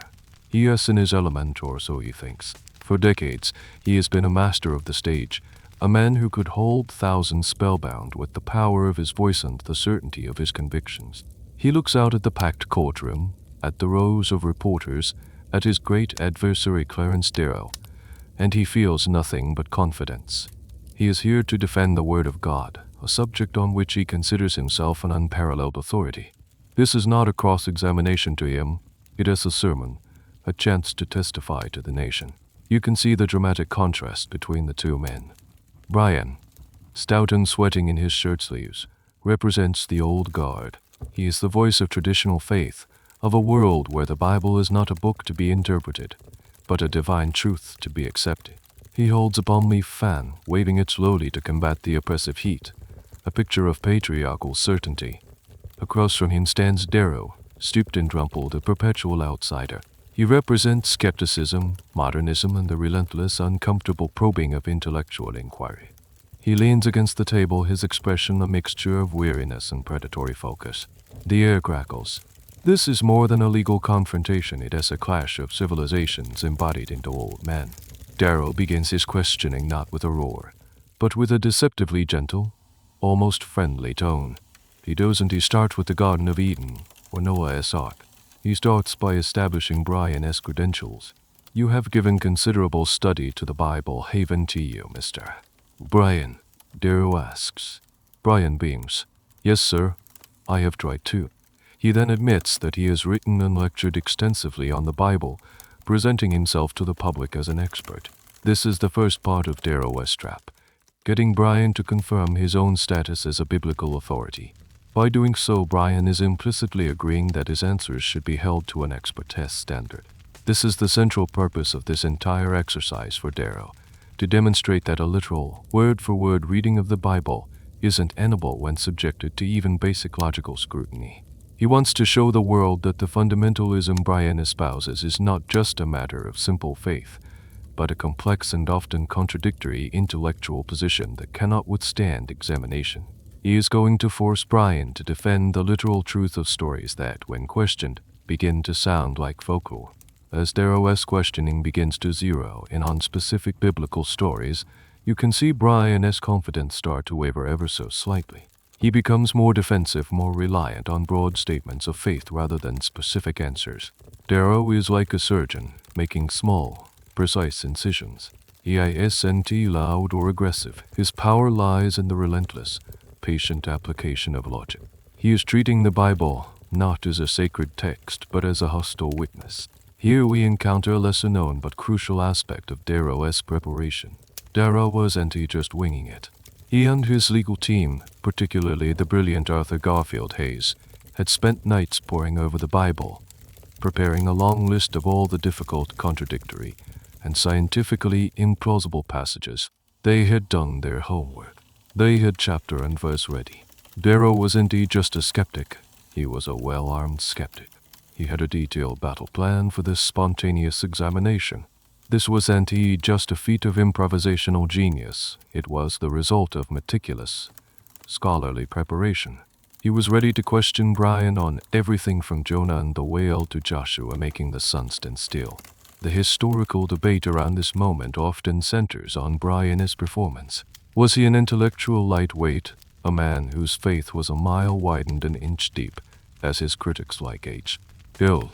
Mencken gleefully portrayed him? Or was he a man of sincere, if simplistic, faith ambushed by a brilliant lawyer who refused to play by the rules of religious discourse? Some historians argue that Bryan was simply out of his depth. He was a politician and an orator, not a theologian or a scholar. He was used to giving speeches, not to being grilled with specific, pointed questions. He was unprepared for Darrow's ruthless, loyally approach to Scripture. Others argue that Bryan's faith was genuine and that he did his best to defend it in a hostile environment. They suggest he was a victim of a new, more cynical kind of public debate, one that valued clever gotcha moments over sincere expressions of belief. In this view, Darrow's victory was a triumph of style over substance. For now, though, Bryan is still confident. He parries Darrow's initial questions with ease, reaffirming his belief that everything in the Bible is true. The crowd, largely composed of his supporters, murmurs in approval. The judge looks on a bit nervously. The trap has been set, the bait has been taken, but the spring has not yet been sprung. Bryan, the great commoner, the defender of the faith, believes he is holding his own against the devil's advocate. He is about to learn, in the most public and humiliating way imaginable, just how wrong he is. The gentle, probing questions are about to give way to a relentless, devastating assault. The heat inside the Rhea County Courthouse has become unbearable. It is not just the July sun baking the brick building. It is the sheer number of bodies crammed inside, the rising tension, the collective sweat of 150 spectators. Judge Ralston, fanning himself and looking increasingly worried about the structural integrity of the floor, under the weight of so many people, makes a startling announcement. He declares that the court will reconvene outside on the courthouse lawn. The trial is moving outdoors. This decision, born of practical necessity, transforms the scene from a formal legal proceeding into something primal and theatrical. A platform is hastily erected for the judge and the witness. The lawyers, reporters, and a crowd of thousands, a significant portion of the entire town and its visitors, gather on the grass under the shade of the large maple trees. The atmosphere shifts. It is no longer a courtroom. It is a revival meeting, a public debate in the ancient, open-air tradition. This move to the lawn is the physical manifestation of what Darrow has achieved. He has taken the argument out of the narrow confines of the law and brought it into the public square. Here on the green lawn of Dayton, the legendary duel reaches its zenith. Bryan, still in the witness chair, now sits elevated on the platform, facing a sea of faces.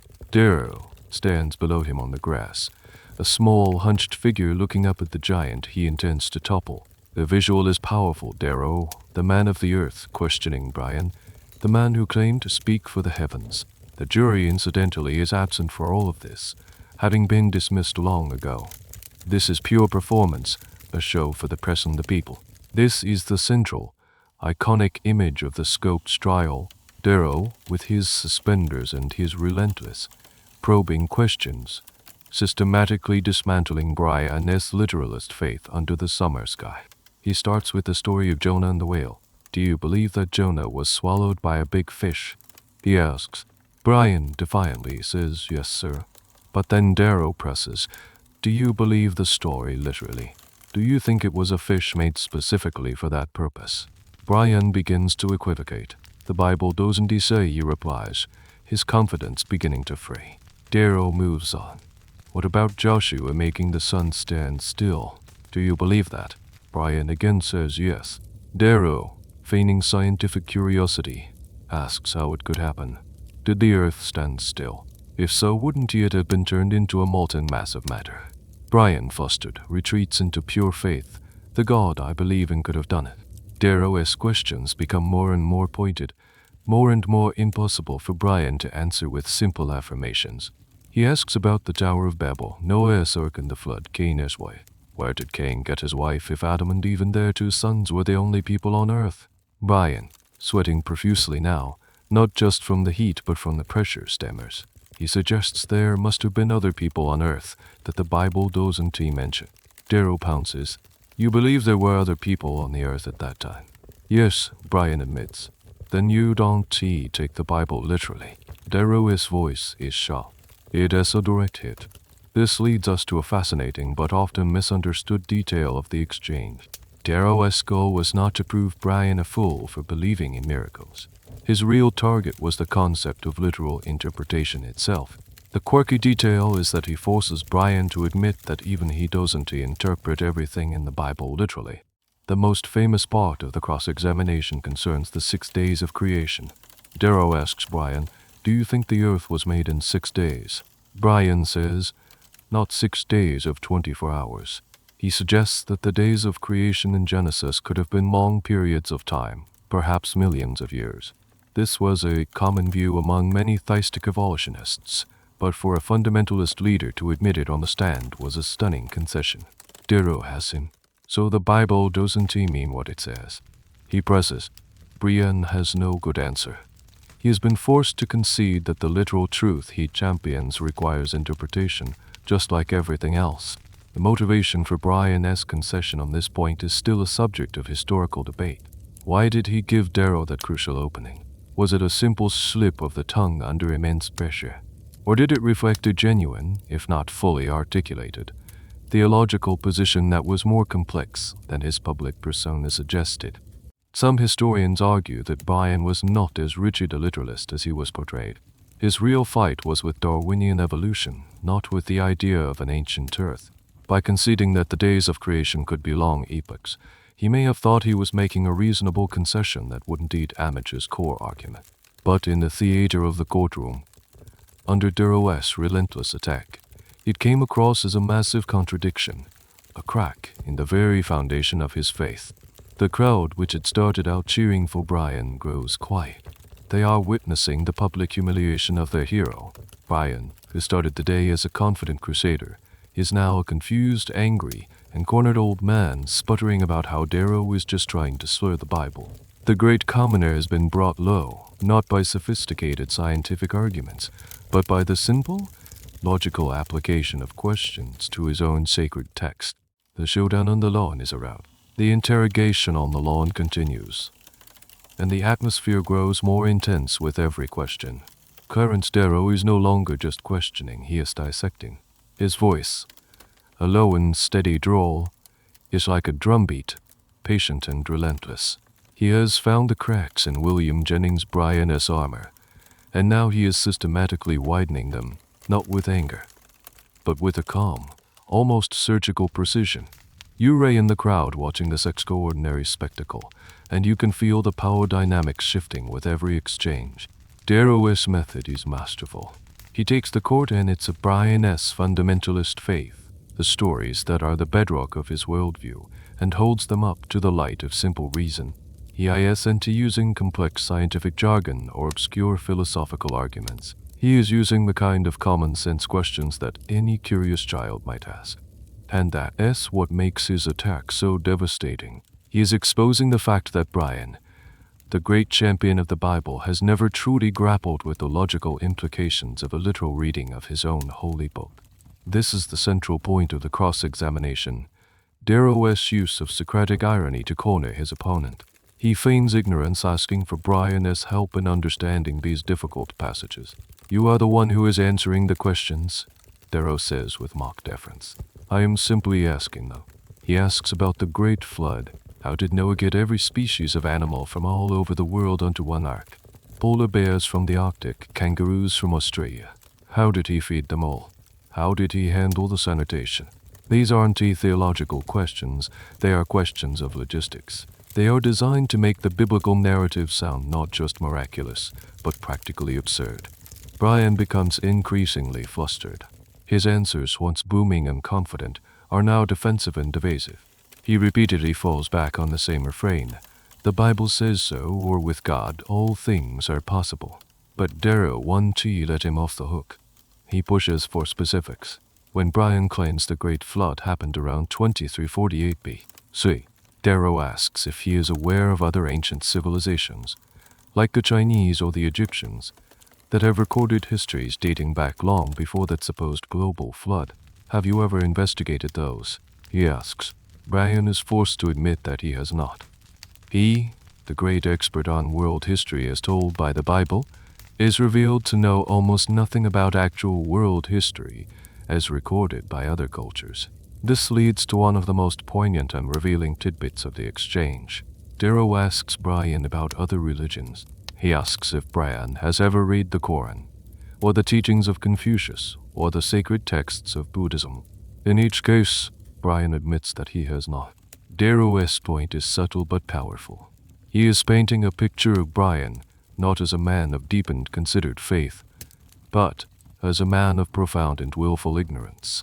His worldview is not built on a careful study of comparative religion, but on the exclusion of all other forms of knowledge.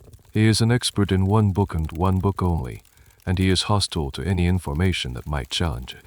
The great populist hero is exposed as a man with a startlingly narrow mind. Historians often debate the fairness of Darrow's tactic.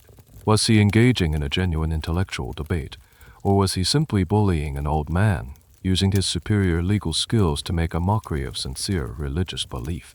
There is no easy answer. Critics of Darrow argue that he was engaged in a form of intellectual snobbery, ridiculing faith from a position of secular arrogance.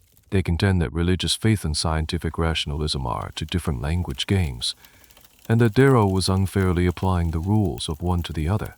You can see they argue, use logic to disprove a miracle. Others defend Darrow vigorously. They argue that Bryan had set himself up as a public authority, not just on faith, but on science and education. He was actively trying to use the power of the state to impose his religious views on public schools. Therefore, subjecting those views to rigorous public scrutiny was not only fair but necessary. Darrow, in this view, was not attacking private faith. He was attacking a political and intellectual agenda that he saw as a threat to a free society. As the afternoon wears on, Bryan begins to lose his temper completely. His face is flushed, his voice is trembling with rage. He shakes his fist at Darrow, accusing him of trying to slur the Bible and make a fool of me. He declares that the purpose of the trial is to prevent bigots and agnostics from attacking the Word of God. But the outburst only serves to make him look more desperate and less in control. Darrow remains calm, almost detached, letting Bryan's anger condemn him. The trap has been sprung, and Bryan is thrashing wildly, only entangling himself further. The great orator has been silenced, not by a better speech, but by a better set of questions. The sun begins to dip lower in the sky, casting long shadows across the courthouse lawn.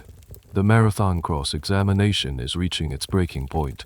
William Jennings Bryan, who had mounted the witness stand a few hours earlier as a confident, defiant titan of faith, is now visibly broken. The transformation is shocking. His face is crimson, drenched in sweat. His voice, once a powerful instrument of oratory, is now a hoarse, angry rasp. He is no longer answering questions. He is shouting accusations. You are witnessing the public unraveling of a great American figure. It is a deeply uncomfortable, almost tragic spectacle. The crowd, which had started out as his cheering section, is now largely silent, watching with a mixture of pity and morbid fascination. They came to see their hero vanquish the city's slicker lawyer, but instead, they are watching him be intellectually dismembered in a slow, agonizing public dissection. This moment is not just about the legal case anymore.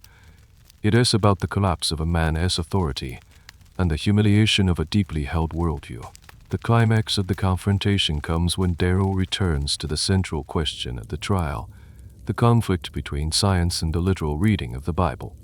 He asks Bryan point blank, "Do you believe the story of creation in Genesis is a literal, 6-day of 24-hour story?" Bryan, having already waffled on this point, becomes enraged. He points a trembling finger at Darrow and shouts, "The only purpose, mister." Darrow has his to slur at the Bible. Darrow, calm as ever, simply replies, "I am examining you on your fool ideas that no intelligent Christian on earth believes." The insult hangs in the air. The crowd gasps. The judge, finally realizing things have gone completely off the rails, begins to bang his gavel, but no one is listening. The two old men are locked in their own private war. Bryan leaps to his feet, his face contorted with fury. The purpose is to cast ridicule on everybody who believes in the Bible. and I am perfectly willing that the world shall know that these gentlemen have no other purpose than ridiculing every Christian who believes in the Bible. Darrow, sensing his ultimate victory, turns to the judge and the press with a theatrical shrug as if to say, "See, this is what happens when you question them." This public meltdown is the image that will be seared into the national consciousness. Bryan, the peerless leader, the voice of millions, reduced to a sputtering, incoherent rage. The great defender of the faith has lost his composure and with it his dignity. H. Dill. Mencken, scribbling furiously in his notepad, has his headline. He will later write that Darrow blew him up and that all that was left of the great commoner was a leaky mass of piety. It is a cruel assessment, but it captures the sense of utter demolition that everyone on that lawn witnessed. Herein lies a sad and often forgotten detail of Bryan's final moments on the stand. He never got his chance for revenge. The next morning, Judge Ralston, perhaps realizing the damage that had been done, ruled that Bryan's entire testimony from the previous day was irrelevant to the case and ordered it expunged from the court record. It would not be considered by any appeals court. And, crucially, he would not permit Darrow to take the stand to be questioned by Bryan. Bryan's chance to cross-examine his tormentor, the one condition upon which he had agreed to testify, was denied. He had been used and then discarded. The humiliation was total. He had been lured into a trap, publicly dismantled, and then denied any chance at rebuttal. The historical interpretation of this moment is complex and often poignant. Was Bryan's collapse a sign of intellectual failure, a simple case of a man whose ideas cowled and teased stand up to scrutiny? Or was it something more profound? Some historians and biographers see this moment through a more sympathetic lens. They argue that Bryan's rage was not just the anger of a man who was losing an argument. It was the righteous fury of a man who felt his most sacred beliefs were being profaned and held up for ridicule. For Bryan, the Bible was not an intellectual proposition to be debated. It was the living Word of God. Darrow's questioning in his eyes was not a Socratic inquiry. It was blasphemy. His anger was the anger of a deeply devout man watching something he loved being desecrated. He wasn't just defending an idea, he was defending his God. But whatever the interpretation, the result was the same. The image of Bryan, shaking and furious on the stand, was a devastating blow to the fundamentalist cause. He had presented himself as the champion of a simple, unshakable faith. But under pressure, that faith had not appeared strong and serene, but brittle and angry. He had intended to prove that fundamentalism was a source of strength and certainty. Instead, in the eyes of many, he had made it look weak, defensive, and intolerant. The giant of faith had been brought down, not by a slingshot, but by a series of perfectly aimed questions. The show was over. With the explosive testimony of William Jennings, Bryan struck from the record and the trial effectively over. The courtroom atmosphere shifts to one of strange anticlimactic resolution. The main event, the duel between Darrow and Bryan, has concluded. All that is left is the legal housekeeping. The climax is past, and now everyone is just waiting for the curtain to fall. Clarence Darrow, in his final, brilliant tactical move, stands before Judge Ralston and makes a surprising request. He asks the judge to instruct the jury to return a verdict of guilty. It is a jaw-dropping moment for the uninitiated. A defense attorney asking for his own client to be convicted. It seems like madness, a complete betrayal of his duty. But it is, in fact, the final, perfect move in Darrow's long game. This is the core of Darrow's endgame strategy. He needed a conviction. An acquittal would have been a disaster for his larger purpose. If Scopes were found not guilty, the case would be over. The Butler Act would remain on the books unchallenged. There would be no grounds for an appeal. The entire spectacle of the scientists, the media circus, the humiliation of Bryan would have been for nothing more than the freedom of one substitute teacher. Darrow was interested in that. He had come to Tennessee to challenge the law itself, and the only way to do that was to lose the trial, appeal the guilty verdict to a higher court, and get the law declared unconstitutional. A conviction was not a defeat. It was the necessary ticket to the next, more important stage of the fight. So Darrow waives his right to a final closing argument. This is another stroke of genius. By doing so, he prevents William Jennings Bryan from delivering his. Bryan had been working for days on what he intended to be the magnum opus of his career, a spectacular, 10,000-word closing argument that he planned to have printed and distributed across the country. It was to be his final, definitive statement on religion, science, and morality, his ultimate vindication after the humiliation of the cross-examination. Darrow, by waiving his own closing, legally prevents Bryan from getting the last word. Bryan is silenced once again. It is a final, almost cruel, twist of the knife. The jury, which has been little more than a group of bewildered spectators for most of the trial, is finally brought back into the courtroom. They have missed the entire scientific testimony and the legendary duel between Darrow and Bryan. They are essentially a blank slate. Judge Ralston gives them their instructions. He tells them that their only job is to decide whether John T.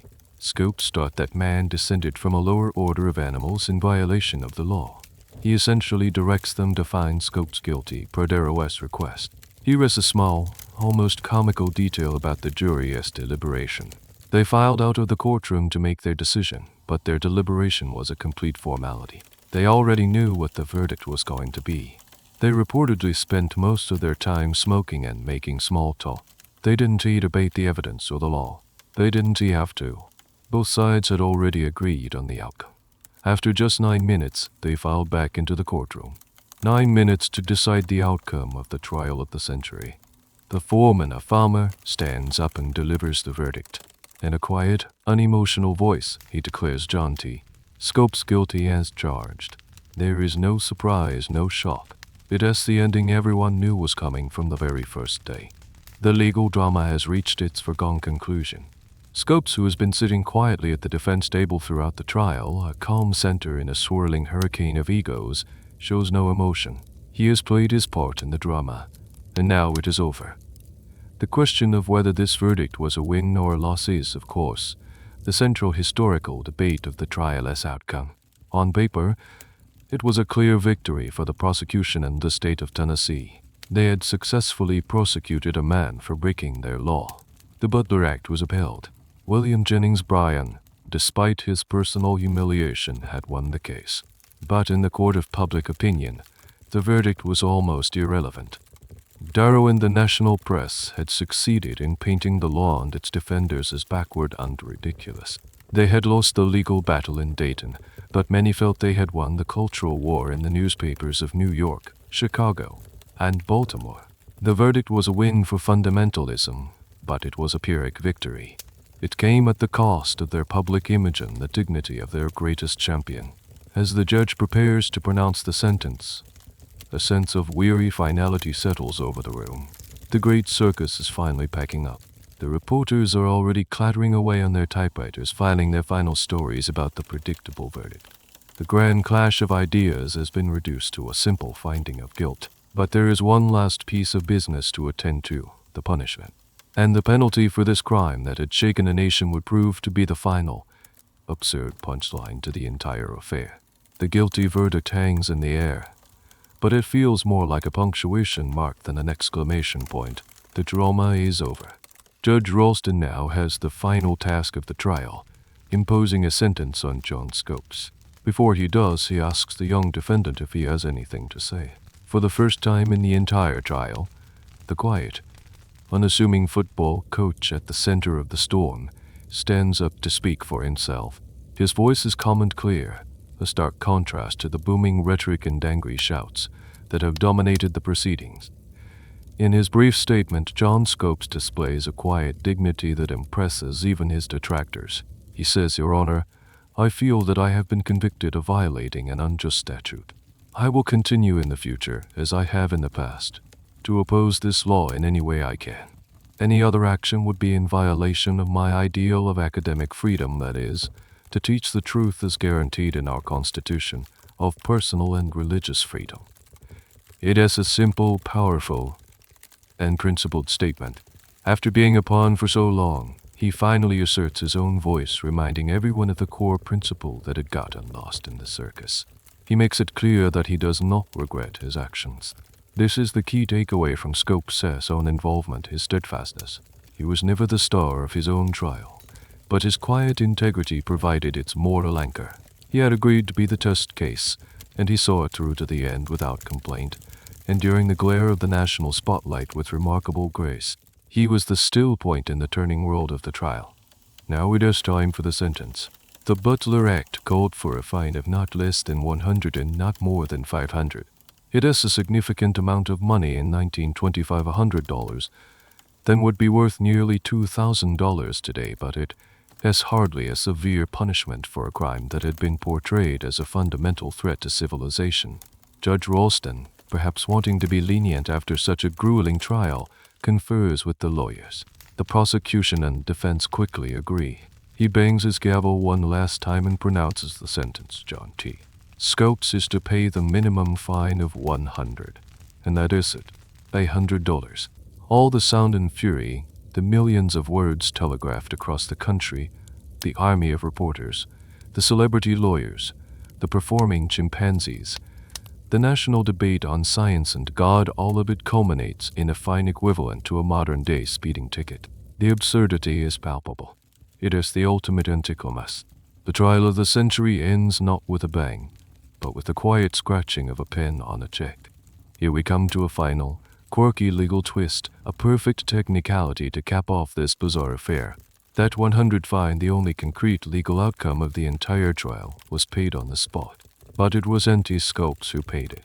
The money was fronted by the Baltimore Evening Sun, the newspaper that age. Still, Minkin worked for it. They saw it as a small price to pay for the incredible story they had been able to cover. So in the end, Scopes himself never paid a dime for his crime. The media, which had fueled the circus from the beginning, ended up picking up the tab. The historical debate over the trial as cost is a fascinating one.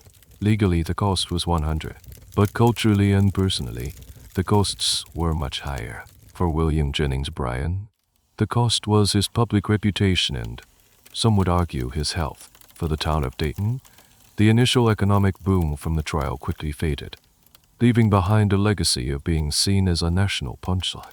For the cause of science education in America, the immediate aftermath was actually negative. The trial, instead of settling the issue, galvanized anti-evolution movements across the country. In the years following the Scopes trial, several other states passed similar laws, and textbook publishers, fearing controversy, began to significantly downplay or remove the topic of evolution from their books for decades. Darrow may have won the public debate, but the fundamentalists quietly won the war in the classroom, at least for a generation. So, as John Scopes walks out of the courthouse, a convicted criminal with a $100 fine he didn't have to pay, the whole affair feels like a fever dream. The crowd begins to disperse. The reporters pack up their typewriters. The lawyers shake hands, their epic battle concluded. The great legal drama has resolved itself into a minor financial transaction. It is a moment that perfectly encapsulates the strange, surreal nature of the entire event. It was a trial that was simultaneously one of the most important cultural moments of the 20th century and, in a purely legal sense, utterly unimportant. It was a battle for the soul of America that ended with a $100 invoice. The stage is empty now, but the ghosts of the argument and the tragic final act for one of its main players would linger for a long, long time. The trial is over. The crowds begin to thin out. The reporters pack their bags, and the carnival atmosphere that has gripped Dayton for weeks starts to dissipate, leaving behind a strange quiet in the litter of souvenir pamphlets and peanut shells.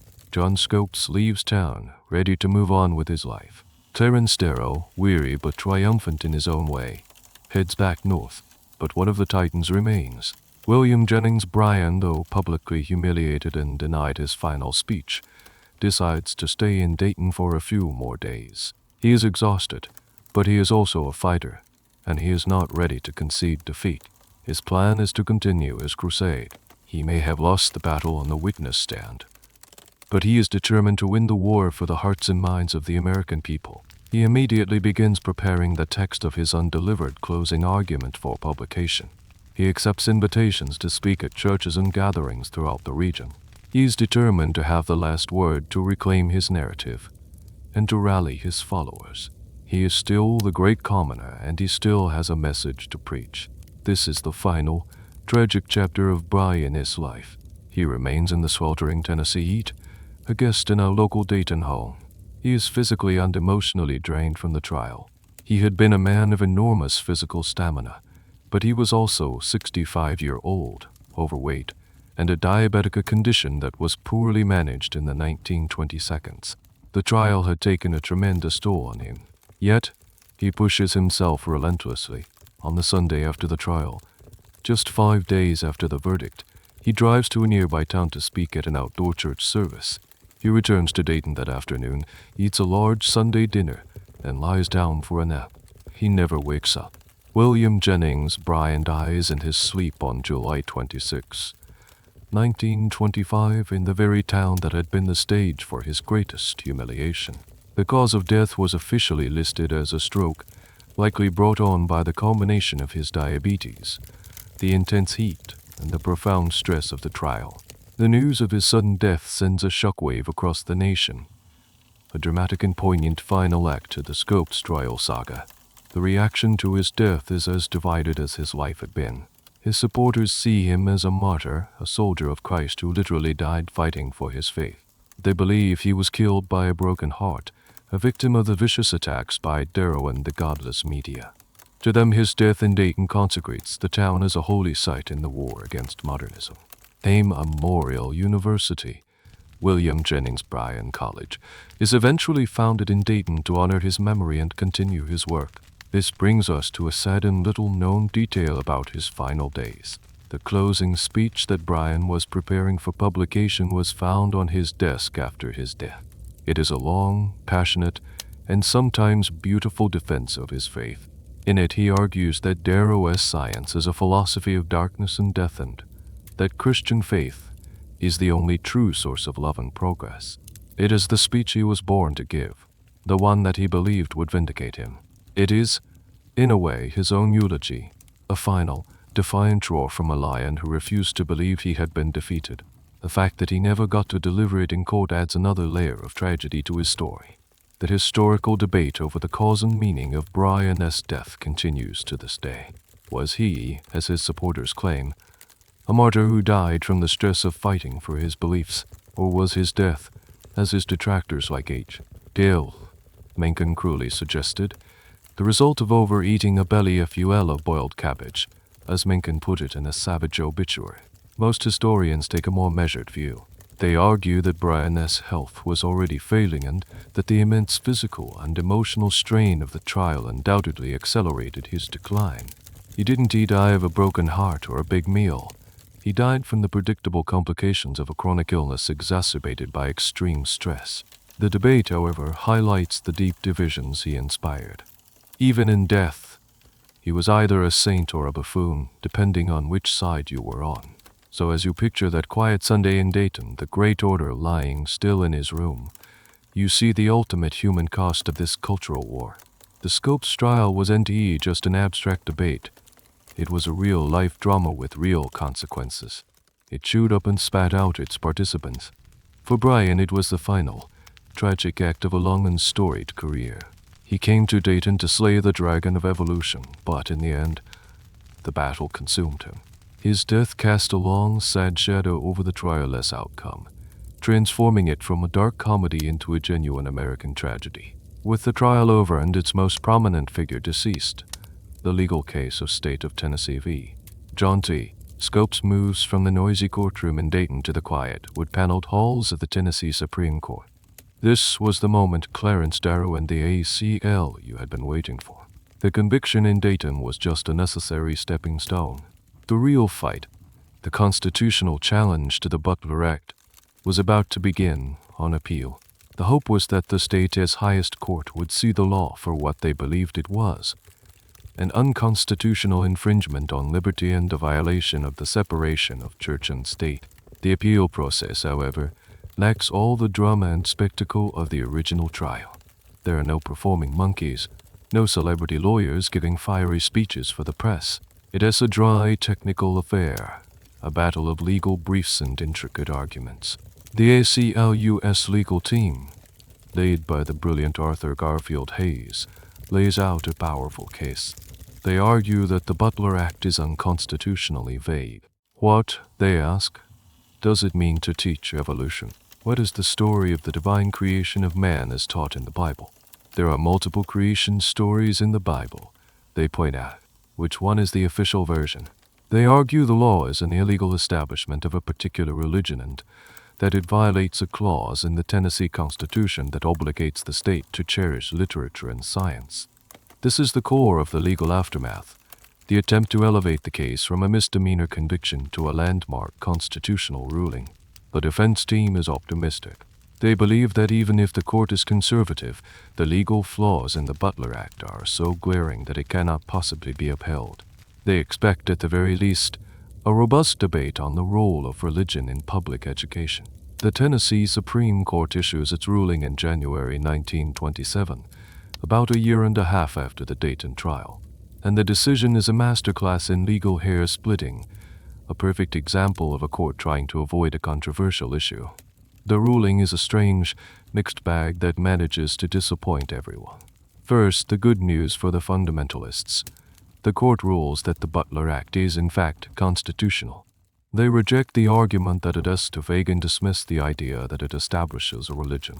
They argue that the state, as the employer of teachers, has a right to control its curriculum. It is a major victory for the anti-evolution cause. The law stands, but then comes the twist. This brings us to the quirky and ultimately decisive legal technicality that brings the entire Scopes saga to an end. The court, after upholding the law, proceeds to overturn John Scopes' conviction, but they don't overturn it based on any of the grand constitutional arguments made by Darrow and the ACLU. They overturn it on a tiny, almost comical procedural error. The Tennessee Constitution at the time stated that any fine over 50 had to be imposed by the jury, not the judge.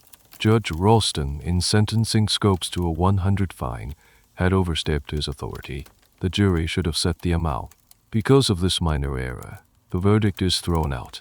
And then, in a final, clever move to wash its hands of the whole affair, the court advises the state's attorney general not to bother retrying the case. They write, "We see nothing to be gained by prolonging the life of this bizarre case." They essentially dismiss the case, urging everyone to just move on. This decision is a perfect piece of judicial maneuvering. By upholding the law but overturning the conviction on a technicality, the court manages to have it both ways. They placate the state's religious population by keeping the anti-evolution law on the books, but they prevent the ACLU from being able to appeal the case to the U.S. Supreme Court. Without a conviction, Scopes has no legal standing to appeal. The road to a federal challenge is cut off. The Scopes case is officially dead. The historical debate over the court's motivation is fascinating. Were the justices genuinely concerned with the fine-setting technicality, a matter of procedural purity, or was it, as most historians and legal scholars believe, a clever pretext to avoid ruling on the explosive constitutional issues at the heart of the case? The consensus is that the courts simply did not want to touch this third rail of American culture. They saw the chaos the trial had created and wanted no part of it. The technicality was a convenient escape hatch. It allowed them to end the controversy, satisfy the local political climate, and punt the larger constitutional question down the road for a future generation to deal with. It was a politically shrewd, if intellectually unsatisfying, resolution. So the great legal challenge, the one that Darrow had so carefully engineered, fizzles out not with a bang, but with a whimper about who gets to set a 100 fine. The Butler Act, though now a legal dead letter that prosecutors were advised not to enforce, would remain an official law in Tennessee for another 40 years, a silent, symbolic monument to the battle that had been fought. It was finally repealed in 1967, a relic of a bygone era. A grand crusade to rid the country of anti-evolution laws had failed, stopped in its tracks by a clever bit of judicial footwork. The last telegraph clicks have faded. The makeshift press offices are dismantled. The final souvenir monkey has been sold. The circus has packed up its tents and left town. And Dayton, Tennessee is quiet again. The question that hangs in the still hot air is, was it all worth it? The town's boosters, the men who had gathered in Robinson's drugstore with a dream of putting Dayton on the map, had succeeded beyond their wildest imaginations. But the fame they achieved was not the kind they had hoped for. In the immediate aftermath, the town tries to capitalize on its newfound celebrity. There is talk of turning Bryan's last residence into a shrine, of building tourist attractions, of making Dayton a permanent destination for pilgrims of the faith. The newly founded Bryan University is supposed to become a beacon of Christian education, drawing students and money from all over the country. There is a brief, hopeful period where it seems the trial might bring the lasting prosperity the town's leaders had craved. But the boom never really materializes. The national spotlight is fickle. Once the drama of the trial is over, the reporters and tourists move on to the next spectacle. The flood of visitors dwindles to a trickle. Dayton discovers that being famous for being the site of the monkey trial is a double-edged sword. The town is now a national symbol, but it is a symbol of what many in modern, urban America saw as ignorance, intolerance, and backwardness. The name Dayton becomes a punchline in vaudeville accent, a shorthand for rural fundamentalism in newspaper columns. This is not the kind of fame that attracts forward-thinking investors or new industries. This is the central, ironic legacy for the town itself. The publicity stunt worked, but it backfired. Dayton got the attention it wanted, but it cowed and decontrolled the narrative. Instead of being seen as a vibrant, growing town, it was typecast as a relic, a place where time stood still. The very thing that made it famous also ensured its stagnation. The trial, which was supposed to be its economic salvation, ended up branding it in a way that likely scared off the very progress it was trying to attract. A little-known and rather poignant detail illustrates the town's ambivalent relationship with its own history. For decades after the trial, the people of Dayton simply didn't talk about it much. It was a strange, uncomfortable chapter in their past. They were tired of being seen as caricatures. The courthouse was still there. The drugstore was still there. But the memory of the summer of 1925 was something to be downplayed rather than celebrated. It was empty until the 1960 seconds and 70 seconds, as the trial began to be seen through a more historical lens, that the town started to tentatively embrace its unique legacy. They began holding an annual Scopes Trial Festival, reenacting scenes from the play Inherit the Wind, and turning the courthouse basement into a small museum. They slowly learned to lean into the identity that the world had given them. The historical debate here revolves around the long-term economic and cultural impact of the trial on Dayton and other similar rural communities. Did the trial genuinely harm the town's development by stigmatizing it? Or was Dayton's economic struggle part of a much larger trend of rural decline in the face of industrialization and urbanization? A trend that the trial merely highlighted rather than caused. Most historians would argue for the latter. Dayton's problems were not unique. The trial was a symptom of the cultural and economic anxieties of rural America, not their root cause. However, the intense, negative media spotlight almost certainly didn't help. It created a caricature that was hard to shake, a hillbilly image that overshadowed the more complex reality of the community. So as you walk through the now quiet streets of post-circus Dayton, you see a town grappling with its own legend. The dust has settled, but the ghosts of Bryan and Darrow still linger. The red brick courthouse stands as a silent witness to the brief, chaotic moment when the eyes of the world were upon it. The dream of becoming a strawberry capital is long gone, replaced by the much more complicated reality of being the monkey trial town. The boosters got their wish for fame, but they learned a hard lesson that many seek and few understand. Being known is not the same as being respected. The silence that has returned to Dayton is not the peaceful silence of before, but the heavy silence of a place that has become a permanent part of a story much larger than itself. So, we stand in the quiet aftermath, the dust settling on the streets of Dayton and on the pages of history. And the one question that remains, the one that has been debated for a century, is simple: who won? The answer, like the trial itself, is messy, contradictory, and deeply unsatisfying. This was a war with no clear victor, a battle where both sides could claim a kind of victory, and both sides suffered a profound loss.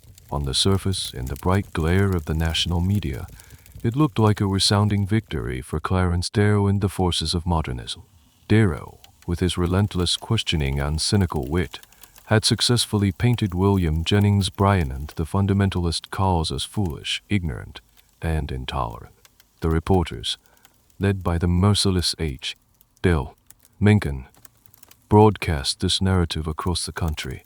The story that America read was one of a brilliant, sophisticated lawyer from the city running circles around a blustering, simple-minded country preacher. The image of Bryan, red-faced and sputtering on the witness stand, became an enduring symbol of Faith's seeming inability to stand up to reason.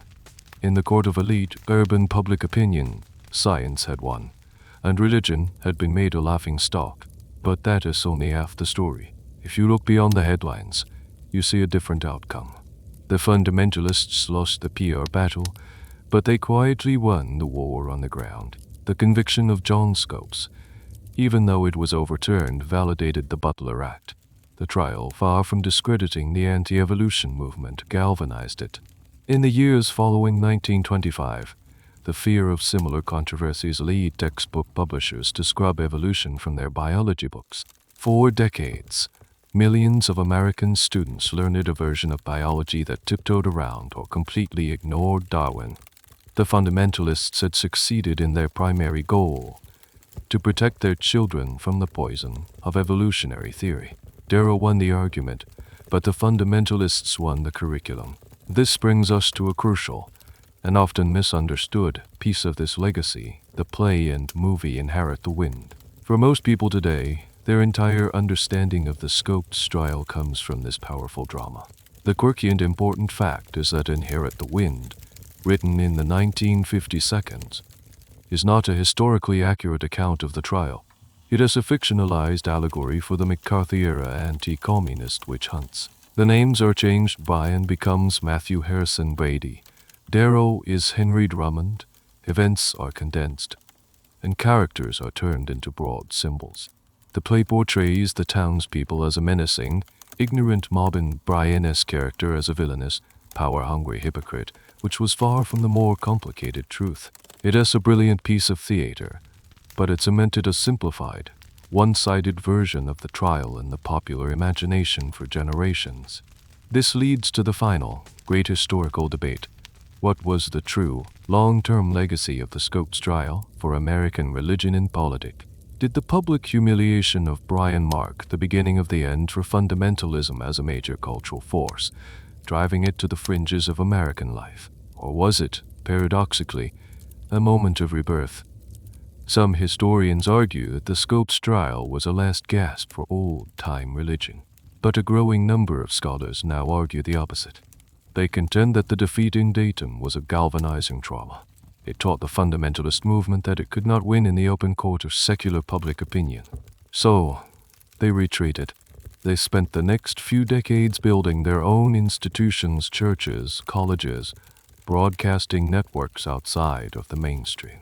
They regrouped, re-strategized, and re-emerged in the 1972 on Day Seconds as the powerful, politically sophisticated movement known as the religious right. In this view, the road to the modern culture wars doesn't end in Dayton. It begins there. So there was no winner. Darrow won a battle of wits but lost the war for education. Bryan won a legal conviction but lost his dignity and, soon after, his wife. Dayton won its fame but lost its reputation. It was a conflict that solved nothing. It simply exposed a deep fault line in American culture between the city and the country, between faith and science, between the old and the new, a fault line that has not healed, but has only grown wider and deeper in the century since. The ghosts of that hot summer in Tennessee are still with us, still arguing, still fighting a war with no end in sight.